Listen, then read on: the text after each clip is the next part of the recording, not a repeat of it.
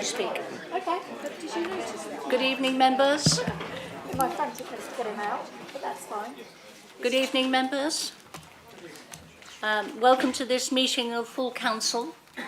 I am Councillor Lynn Walters, Chairman of the Council, and I will be chairing the meeting this evening.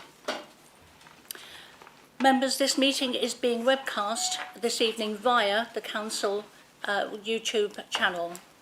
We are not expecting a fire alarm. However, in the event of an alarm, please leave the chamber via the fire exits and the assembly in the car park. Please can I also remind you that everyone in the chamber to ensure that their mobile phones are switched to silent to avoid disruption in this evening's business. This meeting is scheduled for 3 hours. I would be grateful if everyone could ensure that they keep their speeches concise and to the issue being considered. If members wish to speak this evening, please can you indicate by clearly raising your hand. I will now proceed to the first item of business, agenda item 1, apologies for absence.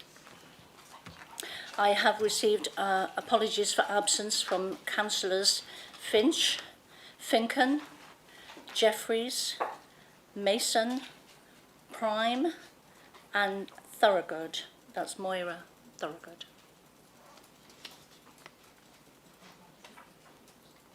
Are there any further apologies to note? Did you? So sorry, Madam Chairman, did you say Councillor Staines? Oh, apologies from Councillor Staines. He's at a parish council meeting this evening. Thank you.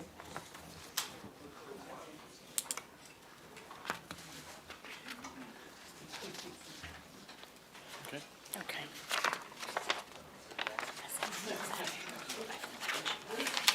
Thank you, members. We will proceed to item 2 of declarations of interest. Agenda item 2, declarations of interest. Before I ask for declarations, please can I advise you that there is no need for members to make declarations in respect of the agenda item 9, Members' Allowance Scheme 2024-25. The monitoring officer has confirmed that in relation to the members' allowance scheme, members do not need to make a specific declaration as the interest in that item arises out of the position as a member of this council and is not a personal interest or a disclosable interest. Therefore, all members here are present are able to participate in that item without the need for individual declaration being made this evening. Members have any disclosable pecuniary interest, other pecuniary interest or non-pecuniary interest that they wish to declare this evening? If so, please state the item and the nature of your interest.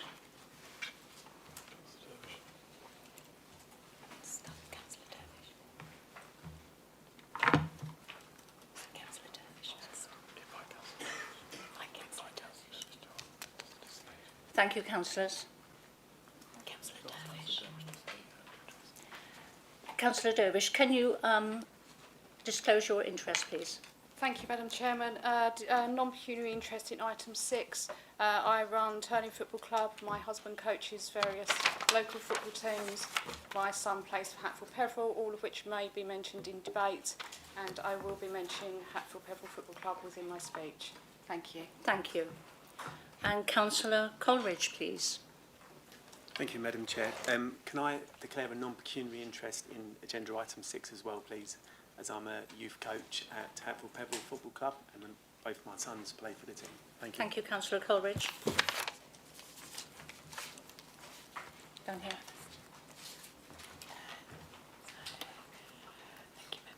Thank you, members. We will proceed to item agenda number 3. Members, minutes of the previous meeting. Members, we are being asked to approve the minutes of the previous meeting of full council held on Monday the 22nd of April 2024, which have been circulated to all members and published on the council's website. Please can I have a proposer to approve the minutes as an accurate record of the meeting held on the 22nd of April 2024. Thank you, Councillor Butland. And may I have a seconder, please? Seconded, Madam Chair. Thank you, Councillor Cunningham. The minutes have been moved and seconded. As an accurate record of all those in favour, please indicate.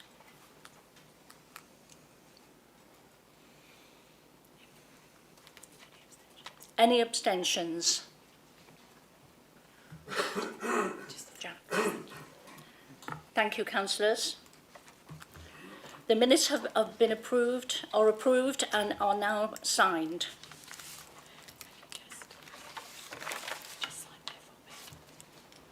Yeah.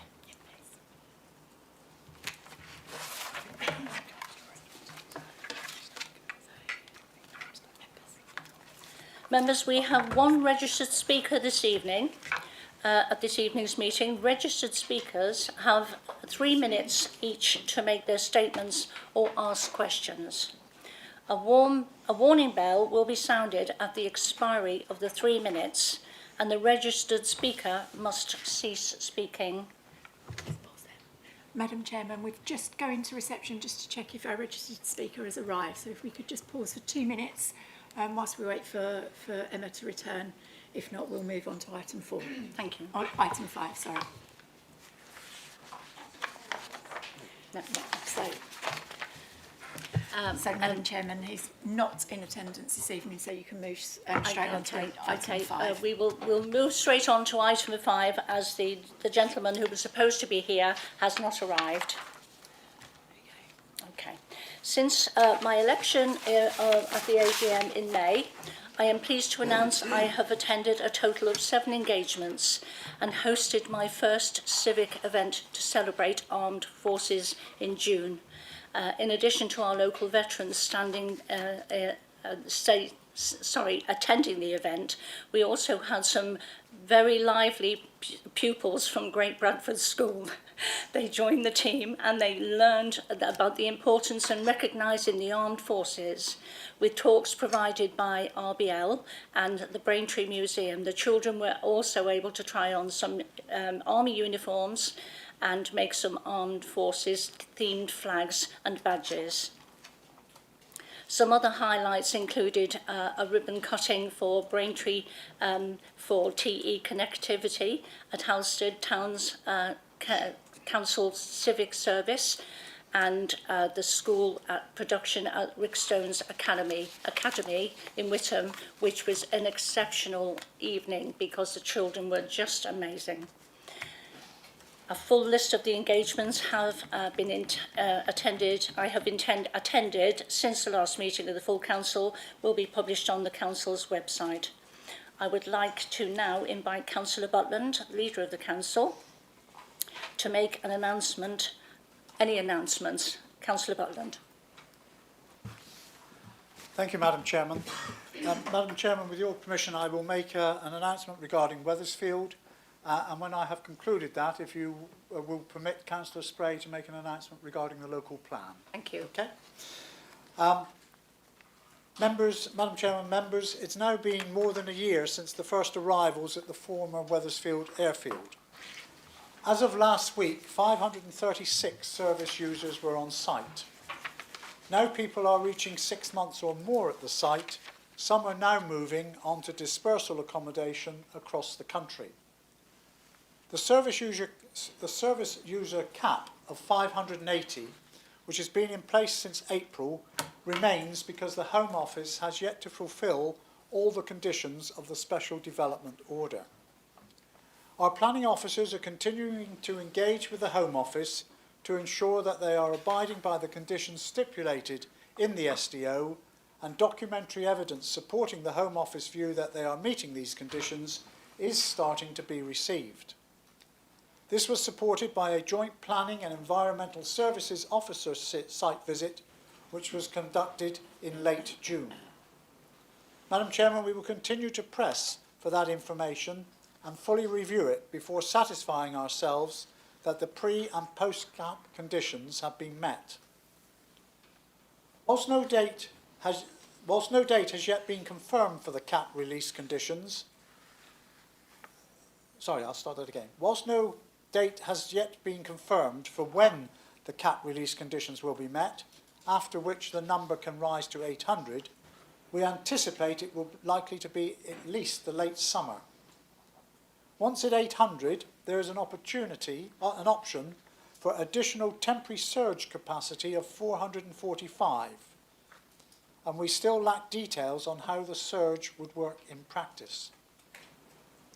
Despite the site now being in operation for more than a year, the Council continues to urge the Home Office and partners to do more for the service users at the Asylum Centre and residents in the surrounding areas. I have written to the new Home Secretary highlighting several issues that need addressing urgently. I have reminded her of our opposition to the site in terms of location and infrastructure, as well as the new Prime Minister's early day motion asking for the SDO to be revoked. And I note, Madam Chairman, today that it was announced that the contract for the Bibby Stockholm barge in Dorset would not be renewed past January 2025. I've also raised the lack of clarity on enrichment activity funding. As members will know, this Council funded urgently needed discretionary activities at the cost of £50,000, a responsibility that should have been borne by the Home Office. The Home Secretary has also been updated on minimal engagement levels with residents living nearby, along with a lack of willingness to hold inaccurate media reporting to account. Inevitably, these failings contribute to increased local anxiety and fear of crime. A reminder of the obstacles which the Home Office faced by this authority and Essex County Council to uphold their statutory responsibilities was also highlighted. The lack of urgency, when there is a clear operational reason to do so, is both perplexing and worrying. Officers are facing continuous hurdles in trying to uphold our planning and environmental enforcement duties, as well as remaining concerned about safeguarding processes, albeit Essex County Council is the lead safeguarding authority. Despite these hurdles, our officers continue to uphold our statutory responsibilities, increase levels of engagement with local residents, and identify concerns with the site management. As members will be aware, we have set aside £200,000 worth of funding, which we would like to be spent on mitigations to impacts on the community, subject to Home Office agreement. We have spoken to key stakeholders, including parish councils adjacent to the site, and are working with partners to identify mitigations.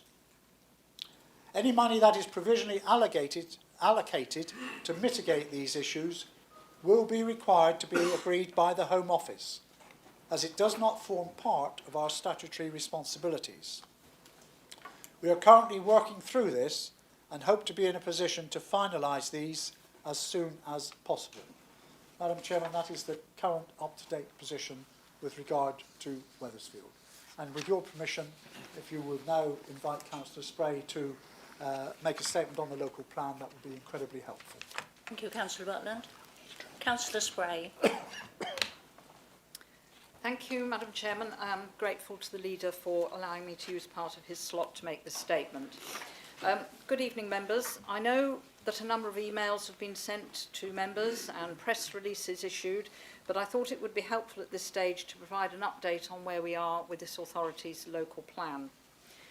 As members will be aware, our current local plan was adopted in 2021 and is valid up to 2033. However, there is a requirement to update local plans after 5 years.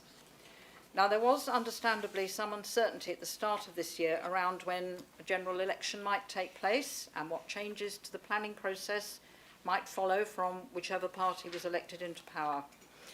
At the meeting of the Local Plan Subcommittee on the 7th of March, members discussed a report on the status of our local plan, the then government's proposals for changes to the planning system, and any potential transition arrangements from the current system to a new system, and the impact of those changes on our local plan.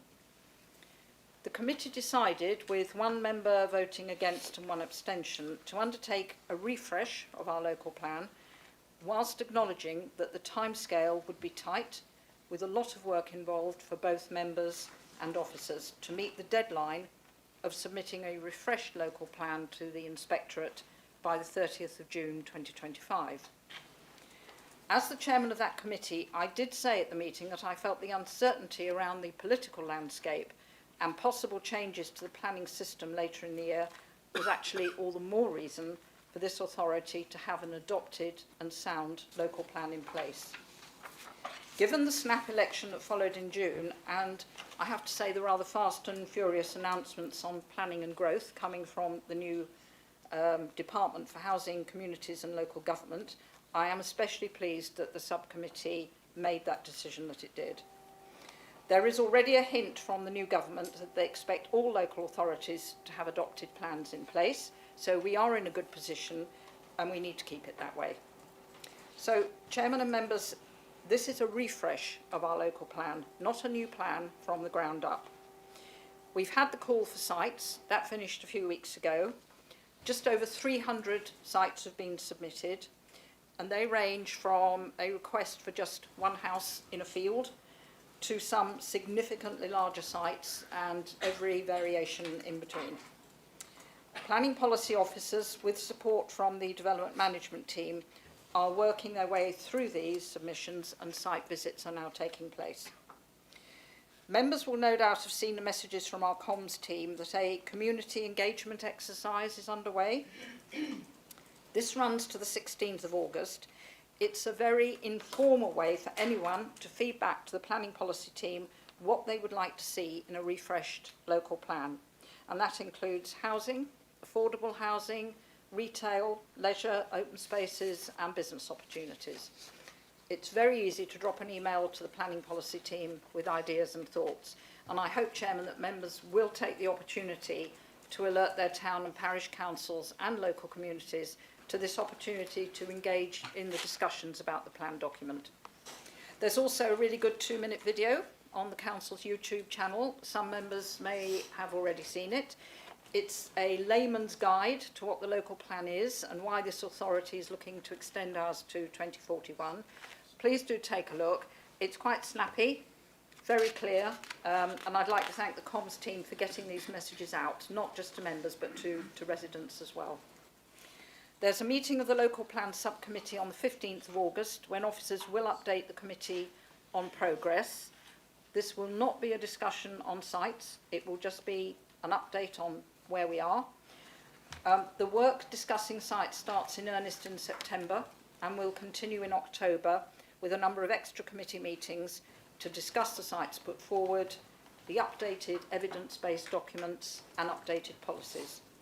And this will be followed by the Regulation 18 6-week public consultation starting in November and finishing end of December. The feedback from that consultation will be collated by officers in January and February, with further meetings of the subcommittee taking place between February and April before the final Regulation 19 consultation, another 6 weeks, follows in April and May, and that will allow for comment on the draft plan, which will then be submitted to PINS by 30th of June.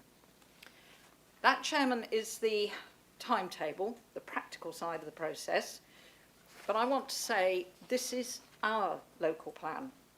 Notwithstanding anything that this or any government wants to do, it doesn't change our direction of travel. We don't know yet what the results of the consultants' deliberations on the SHMAR will be, and for members who may not know, the SHMAR is the Strategic Housing Market Assessment, and that report will advise on what our housing delivery should be over the plan period to 2041. Now, there are suggestions from the new government that they may be looking to reintroduce mandatory housing targets. We don't have any details on that yet, and there was nothing specific in the King's speech last week. But if targets and other significant changes to the NPPPF are announced that could affect the content and timing of our refreshed local plan, we don't know what they might be, but we do know that the Planning and Infrastructure Bill was one of the named bills referenced last Wednesday by the King. So I think you can be sure we can expect changes. Regardless of whatever housing target we have set, this administration is determined to continue enabling the provision of high quality homes, leisure and business opportunities where we want to see them and with the infrastructure that is so important. Infrastructure first. It really matters, and where this district council is not directly responsible providing some of that infrastructure, our members will know we are not responsible for everything, but we will do our utmost to ensure that that message gets through to those who are responsible. We need to be in charge of the future development within this district, which is why this refresh of our local plan is good news for all of us, but especially for those residents who are looking for housing to enable them to live and work in the Braintree district. As I have already indicated, Chairman, some of the sites submitted are large-scale proposals. Now, you can call them whatever you like. Garden villages, new towns, garden communities. The label doesn't matter, actually. What does matter is what they are and where they are. And this administration intends for all developments, big and small, to be more than just about housing numbers. They need to be communities where our residents are proud and happy to live. So yes, the local plan refresh does involve a lot of work under considerable time pressures, but as Alan Massau, Senior Planning Policy Officer, said to me last week, we're just getting on with it. Heads up, there's going to be an awful lot of paperwork for members of the subcommittee to read to come September, so I hope you're ready for that. But I am convinced that this is the right path to take and an entirely good thing to be doing. Thank you, Chairman. Thank you, Councillor Spray. We'll move on to agenda item number 6. It's a motion by Councillor Charlie Dervish. Congratulations and support for grassroots football in the district. Members, following the publication of this report as set out on pages 5 and 6 of the agenda, an amendment has been received in order with the Council's procedure rules. Councillor Dervish and Councillor Wrench, as the proposer and seconder of the original motion, were consulted and have consented to the amendment. Accordingly, the amendment motion is now the substantive motion to be considered this evening. Members, the addendum report setting out the amended motion was published and circulated to all members earlier today, and we will be referring to that report for the debate. Councillor Dervish and Councillor Wrench, the proposer and seconder of the motions, are both present this evening, and so this motion may proceed. Councillor Dervish, please can you formally move your motion? Please can you may I remind you that before you make your speech on the motion, it must be seconded. So Councillor moved, Madam Dervish. Chairman. Thank you. Thank you.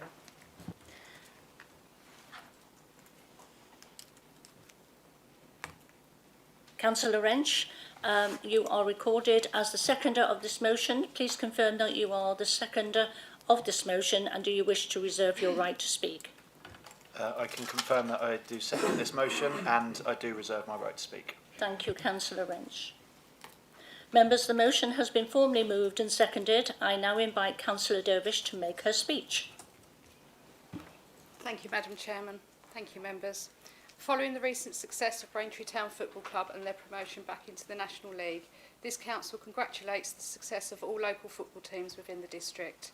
It has been quite the season for our local grassroots football teams, with 21 competitive leagues from the under-12 upwards. 10 were won within this district. Sporting 7 Iguanas, Hatfield Peveril Giants, whose trophy is before you tonight, Great Notley Hawks, Whittam Town White, Valley Green Vipers, Rain Youth, Braintree Youth Lions, Notley Youth, White Notley Lions and Great Bradford Lions. Something our district should be exceptionally proud of, and as a council support this success and help and support all local clubs within our wards to further their success. Football isn't just about sport. This is a real sense of bringing communities together and supporting the health and well-being, a real hub for many communities and support for many families. To further support that success, this council, through this motion, agrees to promote and encourage participation in sporting activities across the district. Thank you, Madam Chairman. Thank you, Councillor Dervish. Do any members wish to speak on this motion? Please can I remind members that their speeches must be directed to the motion under discussion.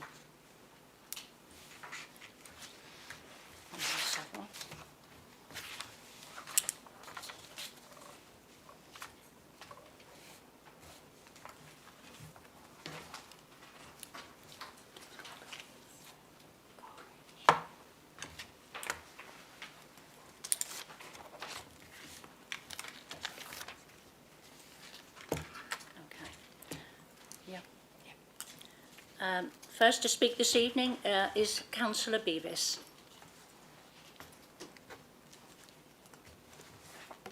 Thank you, Madam Chairman, and thank you, Councillor Dervish, for bringing forward the motion this evening, most of which I completely agree with the sentiment. And it clearly has been a summer of sport, and with the Summer Olympics looming, we're going to see a whole lot more, which I think is really quite great. So I welcome the motion, and I will be supporting. At a local level, I look forward to continuing, as does Councillor Taylor, supporting the members of Headingham United Football Club. And in fact, we had a fabulous visit with our Chief Exec only a few months ago now to look at some of the facilities in the village. And it's absolutely right. It's more than just sports activities. This is about supporting young people. In fact, I went past Headingham United Football Club only the other evening, and there was about 200 young people on the field, all having some training and some mentoring. And, you know, what would they be doing otherwise? And it really just sort of made me think about that in our village. I really hope as well that Active Essex and Active Braintree get to hear about this motion and support us on our mission to support sports activities within the district. Just going back to Headingham United Football Club, we've now got a brilliant girls team that started up, and one of the young girls, as no surprise to me, has now been scouted by a national club, which is just really great news. They're in need of some improved shower facilities, and I'm really hopeful that in the current budget process we'll be going through later in the year, that there'll be an opportunity to put a capital bid in to have some improvements at Headingham United Football Club. I fully support the motion. Thank you, Madam Chairman. Thank you, Councillor Beavis. Councillor Wrench. Yes, I beg your pardon. Councillor Hayes. Thank you, Madam Chairman. As a ward member that's proudly got Witham Rugby Club and Witham Football Club in its ward, since I've been involved with the rugby club and the football club, the rugby club itself, when I started there, it was one men's team. It's now 4 men's teams, 1 ladies' teams, and over 100 juniors every Sunday. The football club have got boys' teams from 4 up to men's to 18. Soccerability, which gives disabled and disadvantaged children a chance to play the sport that we all love. And then the girls team, which Simon started, he used to have 4 girls turn up on a Saturday morning. That's now turned into over 100, all signed on and all in different leagues and competing for the first time. So it's really given that message of like sport for all and everyone to get fit and active. I need to take that message on as well. Thank you.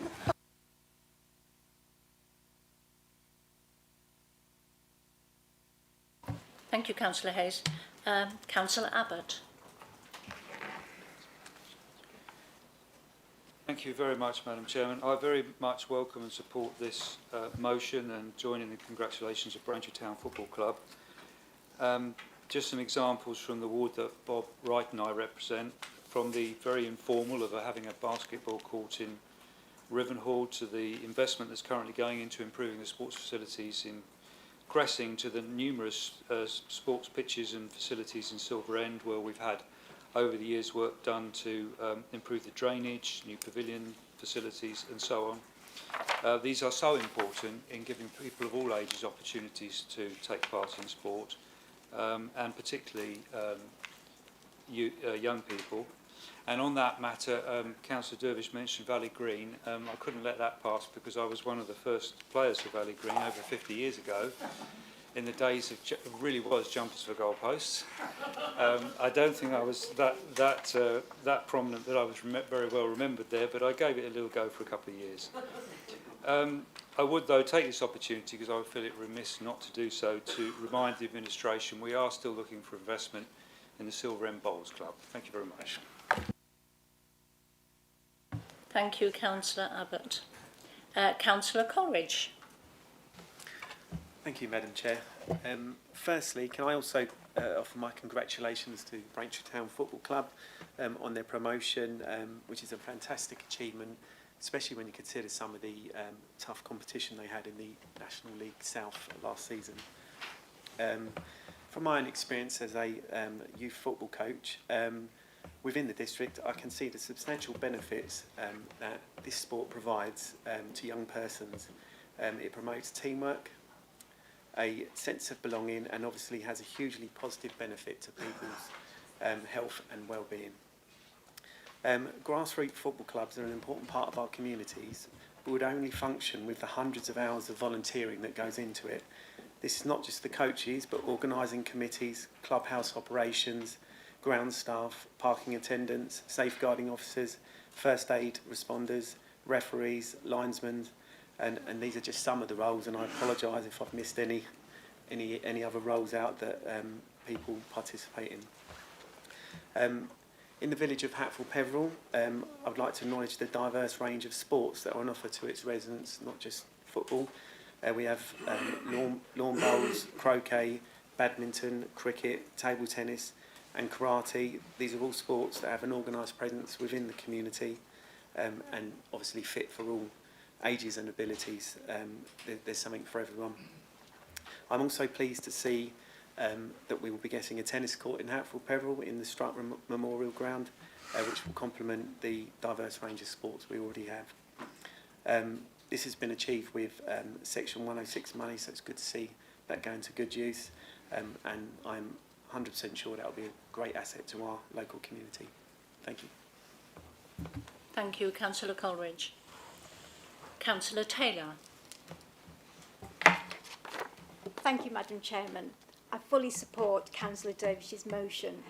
As Sport England states, every £1 spent on sport and physical activity generates almost £4 in return across health and well-being, strengthening communities and the national economy. In supporting this motion, the importance and usefulness of our councillor grants cannot be underestimated. Recently, I attended a centenary bowls match. Castle Hedingham hosted Vibe, the visually impaired bowls England team.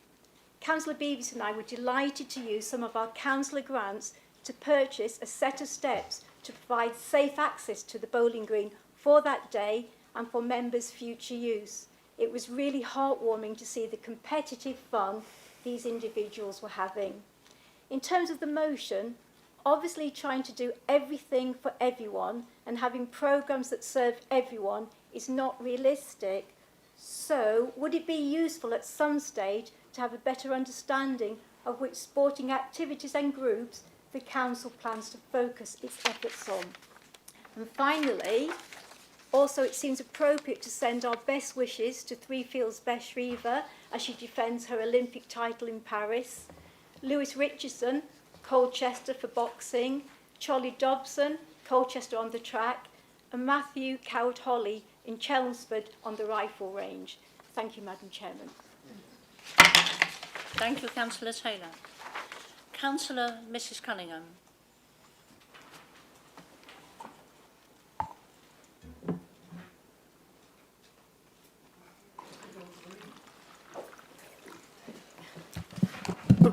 Oh, we're red now. Thank you, Madam Chairman. Can I firstly offer my congratulations to Braintree Town Football Club. It's a wonderful achievement for the town. I fully support the motions submitted by Councillor Dervish. I appreciate Councillor Dervish's particular interest in grassroots football, but pleased that the motion seeks to promote and encourage participation in all sport. And we have heard from other councillors the benefits of sport in general and physical and mental well-being for all ages. Sport can boost self-esteem and confidence, and it also promotes mutual respect and tolerance, Sports teaches important social and interpersonal skills. Using sports to help people, especially youth, has proven to be an effective tool in keeping them from falling into a cycle of antisocial behaviour, violence, crime and drug use. I'm very pleased that both the Whittam and Braintree Safer Streets funding have included extensive sports programmes to tackle these very issues. Thank you, Madam Chairman. Thank you, Councillor Cunningham. Councillor Heath. Thank you, Madam Chairman. Like everybody else, and especially coming from Whittam, I'd like to congratulate Braintree Town on their success this year. but on a much more serious note, it is what everybody is saying, how sport brings people together, brings the best out of most people, and is actually good for our well-being and our economies. Myself, Councillor Billy Taylor and Councillor Jackie Martin used part of our community grant to take the over 50s walking football in Whittam to its next level. When we first got involved, there was about 8 to 10 people on a Thursday night.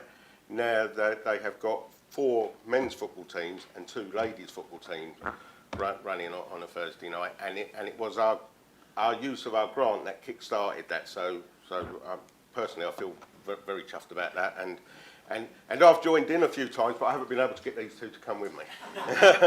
but no, every time we get a success, we should highlight it, because it's through highlighting success that you grow more success. And as a council, as a country, and as everything else, we all know we don't blow our own trumpet enough. So well done to everybody. Thank you. Thank you, Councillor Heath. Councillor Ramage. Thank you very much, Chair. First of all, I fully support the motion that Councillor Dervish has put forward. As far as local football is concerned, as Councillor Hayes has said, we have Whittam Town Football Club in our ward, and I get quite involved with a lot of the functions they do there. But fortunately, my youngest grandson actually plays for the under-12s, and it's just a very well-run club. But I think it's not only just the fact that they play football together. I think that one of the big factors is they play as a team and support each other, and that's good life skills, I feel, and anything that does that has got to be good for the future of our younger generation that's coming through.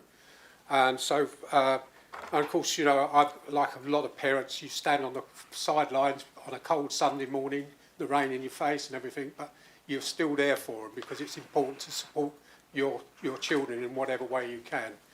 So, yeah, I support the motion. Thank you very much. Thank you, Councillor Ramage. And finally, we have Councillor Wrench. Thank you very much, Madam Chairman. I'm absolutely delighted to be able to support Councillor Dervis's motion this evening. I would just like to spend my first part of my speech just highlighting Braintree Town's success. That surely can't go underestimated, and I know that has already been recognised by members this evening. To be now in the 5th tier of football on such limited resource and budget has been a significant achievement. I was actually personally there at the semi-final myself, supporting Braintree Town away to Chelmsford, and it was quite remarkable actually to see the community spirit of people there on the day. The songs that were being sung from children as young as 5, 6. I was there with my son, who is 10 years old, and if only I could have got a ticket to the final. I was prepared to travel all the way to Worthing to support the team, despite being online for about 2 hours to get tickets to find that they had all sold out. But what actually really inspired me through it, we've just seen the impact from the European Championships at a national level. To see children coming into school, walking down the high street wearing orange scarves, it's unheard of that young children inspired by Braintree Town Football Club. And I just feel that that kind of positivity, where people from all across the town, all across the district coming together for their local team, was a unique experience, and hopefully they'll have much success in the future.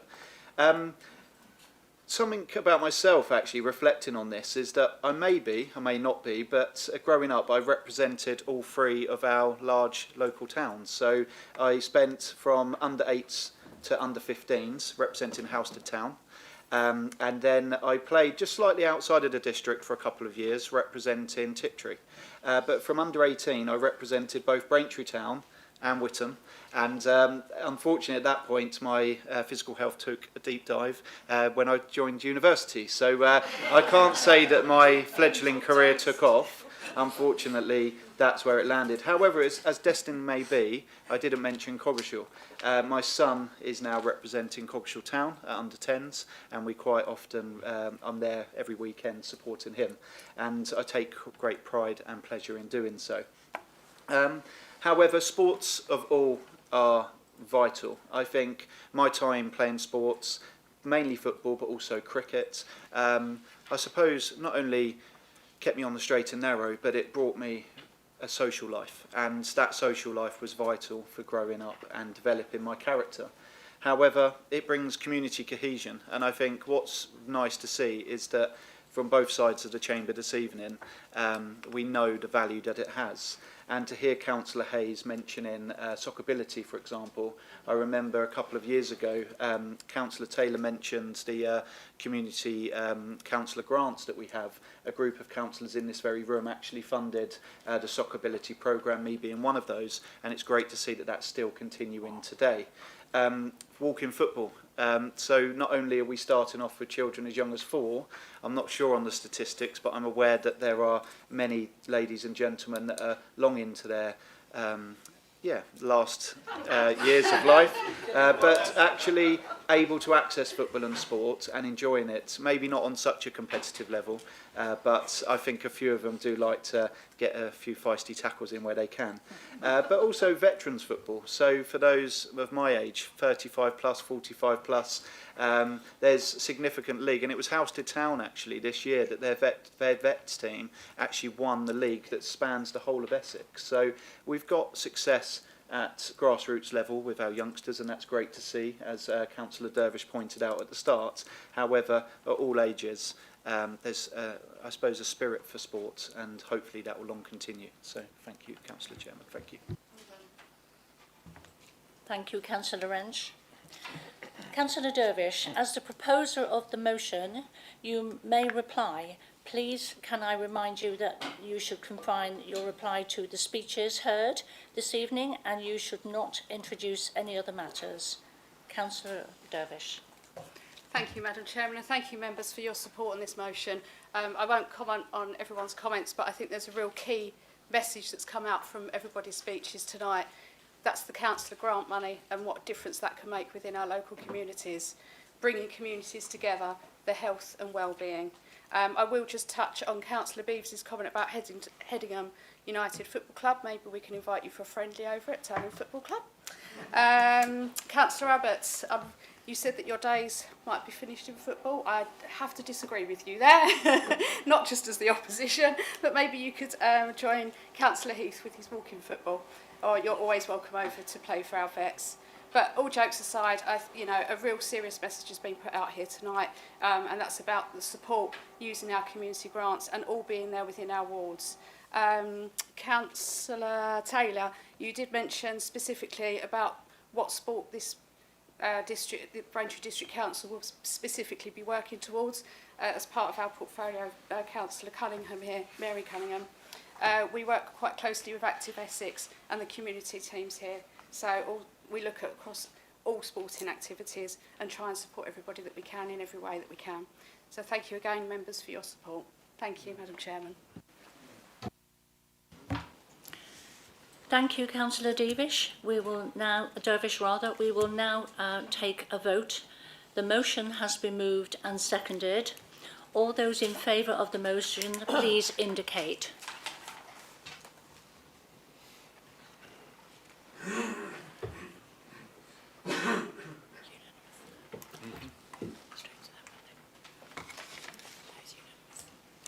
Thank you, members. This is unanimous. The motion has been approved. Thank you, members. We will now proceed to the second motion by Councillor Iona Parker, support for the agricultural sector. This is agenda item 7, motion by Councillor Iona Parker, support for the agricultural sector. Members, of this motion is set out on page 7 of the agenda. There is also an amendment to the published motion. all members have received notice of the amendment, and a copy of the addendum report was published earlier today. Councillor Parker and Councillor Holland, the proposer and seconder of the motion, are present, so the motion may proceed, and Councillor Abbott and Councillor Walsh, the proposer and seconder of the amendment to the motion, are also present. We will begin the consideration of the motion by first moving and seconding the motion as published on page 7 of the agenda. Councillor Parker, please can you formally move your motion? Please I remind you that before you make your speech, your motion, it must be seconded. Thank you, Madam Chairman. Yes, I formally move the motion on item 7 of the agenda, page 7 of the agenda. Thank you. Thank you, Councillor Parker. Councillor Holland, you are recorded as the seconder of this motion. Please confirm that you second this motion and do not wish to reserve your right to speak. Madam Chair, I have pleasure in seconding this motion, and I do indeed reserve my right to speak. Thank you, Councillor Holland. The amendment... Members, the member of the motion has been formally moved and seconded. Before proceeding with the speeches and debate of the motion, we need to deal with the amendment as set out on the addendum report. Councillor Abbott, as a proposer of the amendment to the motion, please can I invite you to move your motion, move your amendment. You will be invited to speak on your amendment once it has been seconded. Councillor Abbott. Thank you, Madam Chairman. I move the amendment. Thank you, Councillor Abbott. Councillor Walsh, you are recorded as the seconder of this amendment to the motion. Please can you second and amend the amendment, and do you wish to reserve your right to speak? Thank you, Madam Chairman. I do wish to second, and I would like to reserve my right to speak. Thank you, Councillor Walsh. Members, the amendment to the motion has been formally moved and seconded. I will now invite Councillor Abbott to make his speech on the amendment. Councillor Abbott. Thank you very much, Madam Chairman. In submitting this amendment, we are urging the Council to support it, because it is actually what we should be doing in practice, which I will come on to. Development will always take place, we know that. We'll always have arguments about development, where it should be and the right type. But one of the most important factors is how a site is developed in terms of how ecology that's already on the site is protected or otherwise. And this is a matter of very great public interest. I, as I've said many times to members, have been cataloguing the loss of ecology on development sites for many years, photographically, and it's quite clear that there's a variation between some sites which do quite well and others which are catastrophic, and we lose pretty much everything. And this is a matter of great public interest. During the recent general election, I would say as a candidate, the two strongest themes, there were lots of issues, but the two strongest themes were health and nature restoration. And people get very upset that we destroy nature. And in our council policies in the current local plan, and I'm sure in the new local plan, there are very strong policies on development sites to protect as much as we can what is there. Crucially, there is a biodiversity net gain hierarchy, and I'll read it out. Government guidance confirms that BNG should be achieved in a way that is consistent with the BNG hierarchy. This emphasises that on-site biodiversity gain should be considered first, followed by off-site, with biodiversity credits as a last resort. BNG should therefore be provided on-site in the first instance. And that is effectively what our amendment seeks to do, combining with what the existing council policies are. And there are very good practical reasons why that hierarchy exists. You can't just trade ecology. An established mature hedgerow or woodland could have been there for 50 years, it could have been there for hundreds of years. You can't just go somewhere else and re-provide that. It'll take many, many decades to get the symbiotic relationships between various species, the soil and other species going. So we would urge the other side to accept the amendment. We're not trying to do anything which is controversial. We're actually trying to just put into words what is best practice, whilst of course the actual motion itself is a perfectly sensible one, seeking to support farmers and food growing in this district. Thank you, Madam Chairman. Thank you, Councillor Abbott. Do any members wish to speak on this amendment? Please can I remind members that their speeches must be directed to the amendment only and may only speak once on the amendment. Members, you have the opportunity to speak on the substantive motion later in this item.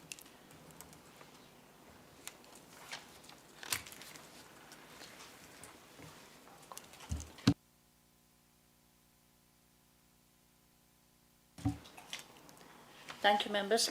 We have member Councillor Heath, please. Yes, thank you, Madam Chairman. Thank you. The problem that I have with this amendment and with the motion is that I'm afraid that we could be tying the hands of the people we're claiming we want to help, which is the farmers, protect and continue the best use of their land. Because I know this evening on Look East there was a report on a farm in Suffolk that was looking to do vertical farming, which would actually give them 10 times the volume of growing space on their farm. If we was to pass something like this tonight, would we be denying a chance in a farm in our district, the chance to be able to explore that and possibly do it because we've already put restrictions on that say they can't? I personally would much rather us take an application as it comes than set down a set of restrictions that are too enriched now for the changing world that we're in today. I believe that the planning law does need to be tightened up, there's no doubt about that, but I also think there needs to be the freedom for the farms to be able to grow, choice of words, in the way that they feel is best and that they have the best knowledge of. I mean, I spent 20 years working in the animal feed industry. It was over 20 years ago, so I don't think I need to declare an interest on it. But I do believe that the people that run these businesses know their businesses best. And if this had come from a group of local farmers, this motion, then I'd be much more comfortable with it. I'm not comfortable with what's in front of us. Thank you, Madam Chairman. Thank you, Councillor Heath. Councillor Parker. Yes, thank you, Madam Chairman. I brought this motion forward, and I will discuss it later in my speech, to do with it's primarily about the agricultural sector.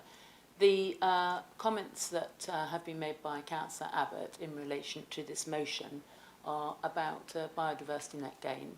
This is a planning matter. It will be dealt with under the planning policy team. If I feel that if Councillor Abbott would like to bring a motion forward about habitat and about preserving nature, which I acknowledge is of importance to very many people, including myself, I think this should be in a separate motion, not as tagged onto a motion which is designed really to deal with something else. As to Councillor Heath's comments, if I may, I think this discussion at the moment is about this amendment and not about the substantive motion. Thank you, Madam Chair. Thank you, Councillor Parker. Councillor Alt. Thank you, Madam Chairman. This initiative is warmly welcomed in the Three Fields ward, and my question is, could this motion be expanded further? A biodiversity net gain strategy could support not only farmers but businesses and residents via a rural and cultural heritage plan, resulting in economic net gain from increased tourism.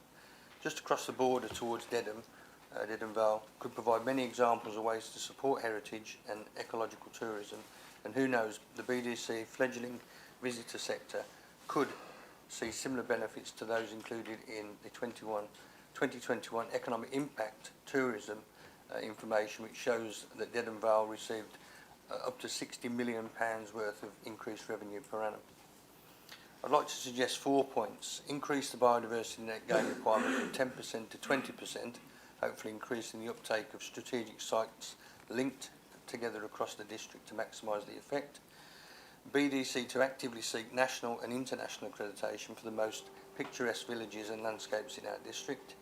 BDC to publicly inform Essex County Council that it wishes to be at the forefront of the county's local nature recovery strategy. And number 4, develop and support a visitor strategy to boost and sustain our rural economies. Finally, it would be remiss of me as a councillor for the Three Fields not to mention the great work of the North Essex Farm Cluster. Their current pilot project within the Pant Valley, from pond creations, hedge planting and potential wetlands, is already creating a landscape scale impact, and work such as this should be supported as much as possible. I speak in support of this motion. Thank you, Councillor Ault. And Councillor Holland, please. Thank you, Madam Chair. I think Councillor Parker should be congratulated on coming up with actually quite a clear, concise motion with respect to supporting the agriculture sector.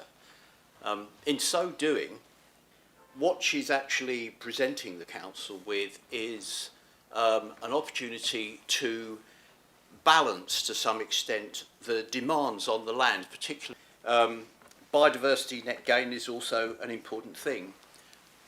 So is hosting, for example, energy infrastructure. All of these different issues are of enormous importance, and we have, in making our decisions, to balance these various things. And so one of the areas which we don't see too much balancing policy around with respect to farmland is to do with security of food supply. So for me, this motion is primarily designed to do nothing really much more than support the agricultural community to do what it's always done, which is to feed us primarily. And what flows from that, and I'm not commenting on the substantive motion really, what flows from that is there is a place for issues such as rooting around in the weeds of delivering biodiversity net gain, but it is not in this motion. That is a planning matter. We are currently undergoing a local plan refresh. There's a place for it there. And it's also not the case that we need to reiterate the rules by which we have to operate, which are handed to us by statute and government policy.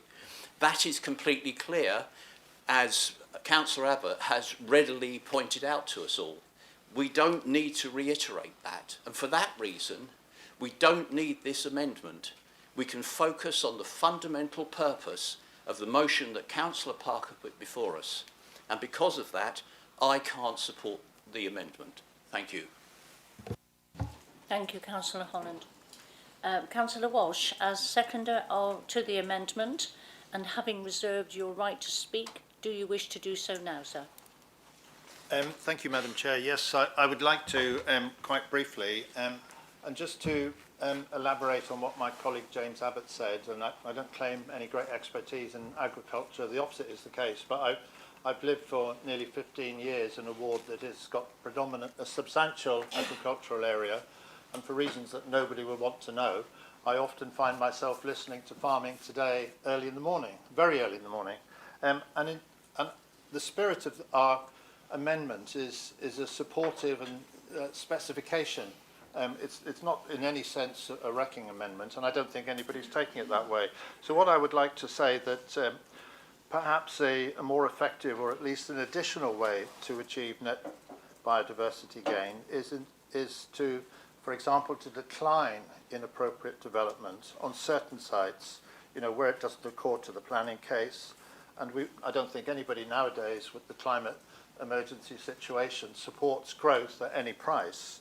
So what we would like to see is to support any moves, e.g. from the last government's environmental land management schemes, and any similar initiative that may come from this new government because I think we'd all like to see a more environmentally sustainable and ecologically diverse form of agriculture. So I speak in favour of the amendments. Thank you. Thank you, Councillor Walsh. Councillor Abbott, as the proposer of the amendment, you may reply. Please can I remind you that you should confine your reply to the speeches and you should not introduce any new matters. Councillor Abbott. Yes, thank you, Madam Chairman. Just briefly on three of the speakers. With respect to Councillor Heath, I don't think we're tying anyone's hands, neither the original motion or our amendments. Councillor Parker said that biodiversity net gain is a planning matter and we're tagging it on. No, her original motion mentions biodiversity net gain. We wouldn't be raising it if you hadn't put it in the motion. All we're seeking to do is to say what the correct hierarchy is while supporting very much the ethos of what you're saying in the original. So we're a little bit perplexed as to why it's so difficult to accept it. In respect of Councillor Holland, the need for balance with competing priorities, absolutely right. That is going to be one of the biggest challenges going forward in this district, in Essex and indeed across much of England, is how do we balance all these different competing priorities of housing, agriculture, energy, etc., etc. And again, that is exactly what we're trying to do here in reflecting on what the current government, that quote is taken from the current government, I don't think they've changed it from the previous one, what they do. I was a little bit concerned about his comment about rooting around in the weeds. I don't know where that comes from. Some people's weeds are other people's wildflowers. We would really urge Council to support what we're saying. I don't think it's controversial. It's not cutting across the original motion at all. And we will speak shortly in favour of the original motion. Thank you. Thank you, Councillor Abbott. We will now take a vote on the amendment as set out on the addendum report. All those in favour to the amendment, please indicate.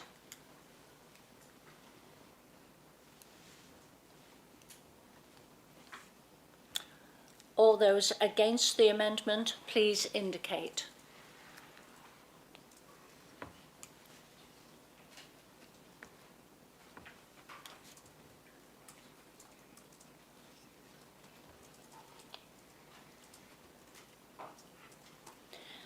Are there any abstentions?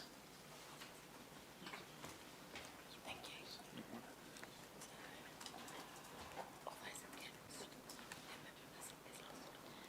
The amendment is lost. The motion remains as set out on page 7 of the agenda. Members, we now need to return the motion. The motion has already been moved and seconded by Councillor Parker and Councillor Holland. So we proceed to the speeches, commencing with Councillor Parker as the proposer of the motion as amended. Thank you, Madam Chairman. This is actually a very opportune time of year to bring forward this motion, as the combines are out as we speak and they're bringing the harvest in. First and foremost, this motion seeks to support our farming community in doing what they have always done, which is to produce food for us all. Members, Madam Chairman, land is a finite resource. We cannot make more of it. We can only choose what to do with the land that we have. In this country, with a growing population, there are increasing pressures on land from housing, infrastructure, employment uses, energy production, habitat creation, and climate change mitigation. However, in my view, in all of this, we are overlooking the importance of the use of land to produce food. And indeed, there's no mention of farming in the King's speech. And yet it is essential we ensure food security along with other considerations. Madam Chairman, East Anglia contains some of the best arable land in the country and is the primary area for growing wheat, barley and sugar beet due to its fertile soil and favourable climate. It is for good reason that it is known as the breadbasket of the UK. With a growing population and increasing geopolitical uncertainty across the world, securing land for food production is more important than ever. Furthermore, our farming community are an important part of the local economy. Not only do they produce the food we eat, but they will support many jobs, whether on the farms themselves or in the businesses that support farmers, such as agricultural machinery manufacturers and suppliers, grain hauliers, seed merchants and agronomists. All form part of our wider business community. The new biodiversity net gain legislation, and the reason why I have included this in the motion is because it does provide farmers with an opportunity to secure an alternative income stream for less productive land, and delivering off-site environmental mitigation for new development where BNG cannot be secured on site. And I therefore think it's important that we make farmers, all farmers, aware of this opportunity. The motion itself asks Council to recognise the importance of the agricultural sector in this district, both in terms of food production and the economy, and to assure its policies are conscious of the need to maintain this food security. It also asks Council to make farmers aware of the opportunities provided by the biodiversity net gain legislation. Thank you. Thank you, Councillor Parker. Do any members wish to speak on this motion? Please can I remind members that their speeches must be directed to the motion only and may only speak once in this debate.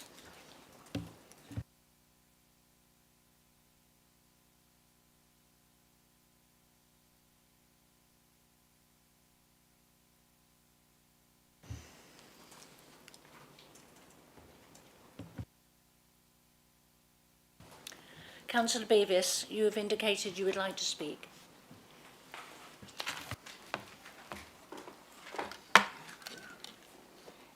Thank you, Madam Chairman. I welcome and support the motion. And actually, I think we've possibly found our motion for next meeting. We must and we will. I'm disappointed that we didn't support the amendment this evening. I'm not an expert on biodiversity net gain. I'm not aware that any member in this chamber is. Perhaps Councillor Walsh, in some of his work around planning, may have more expertise than any of us in the room. But what I will say is, on the 20th of February 2024, in this chamber, the Planning Committee met, and we took some training by Hamish Jackson of Place Services at Essex County Council, an expert in biodiversity net gain, as mentioned in tonight's motion by Councillor Parker. And actually, when our group looked at that motion, it was all fine, completely happy, but just that piece on biodiversity net gain where we wanted to just try and make some tweaks. So going back to Hamish Jackson, he said that biodiversity net gain is all about habitat and a better state than before, where the development took place on site. He mentioned there were some exemptions where habitats had to be taken off-site, and he mentioned for our district Braxted, Marks-Hall and Spainshall.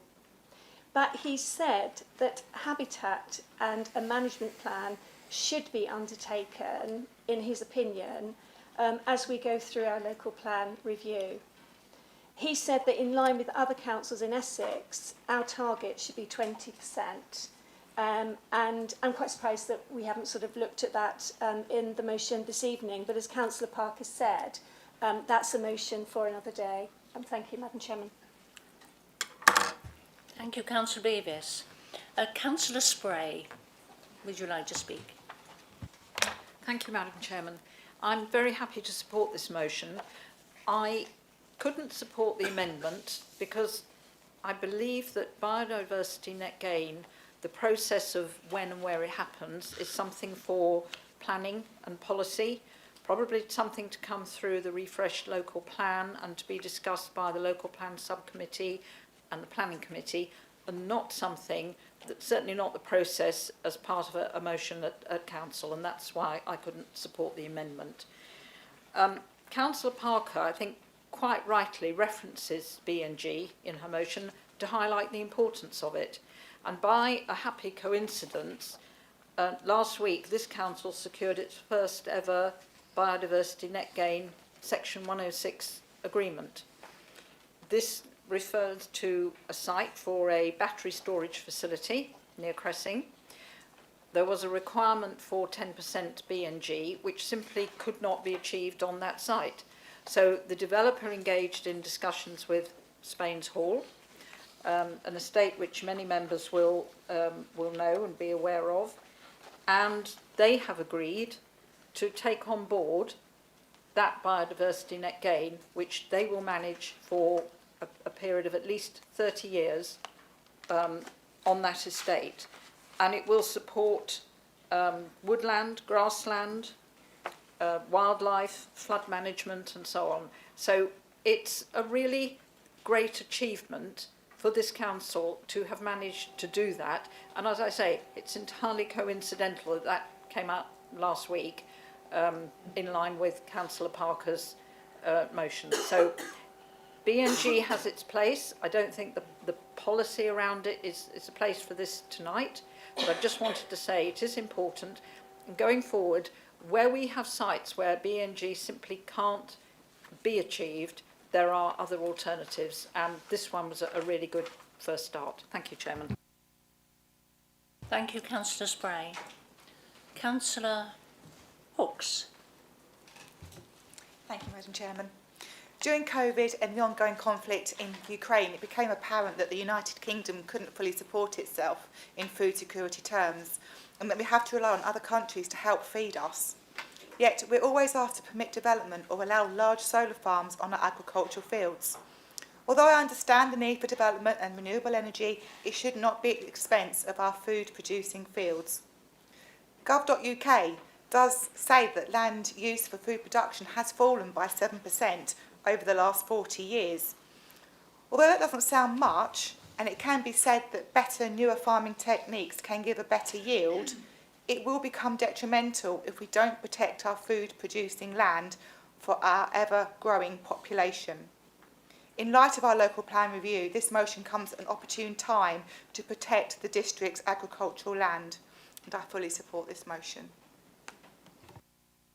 Thank you, Councillor Hooks. Councillor Taylor.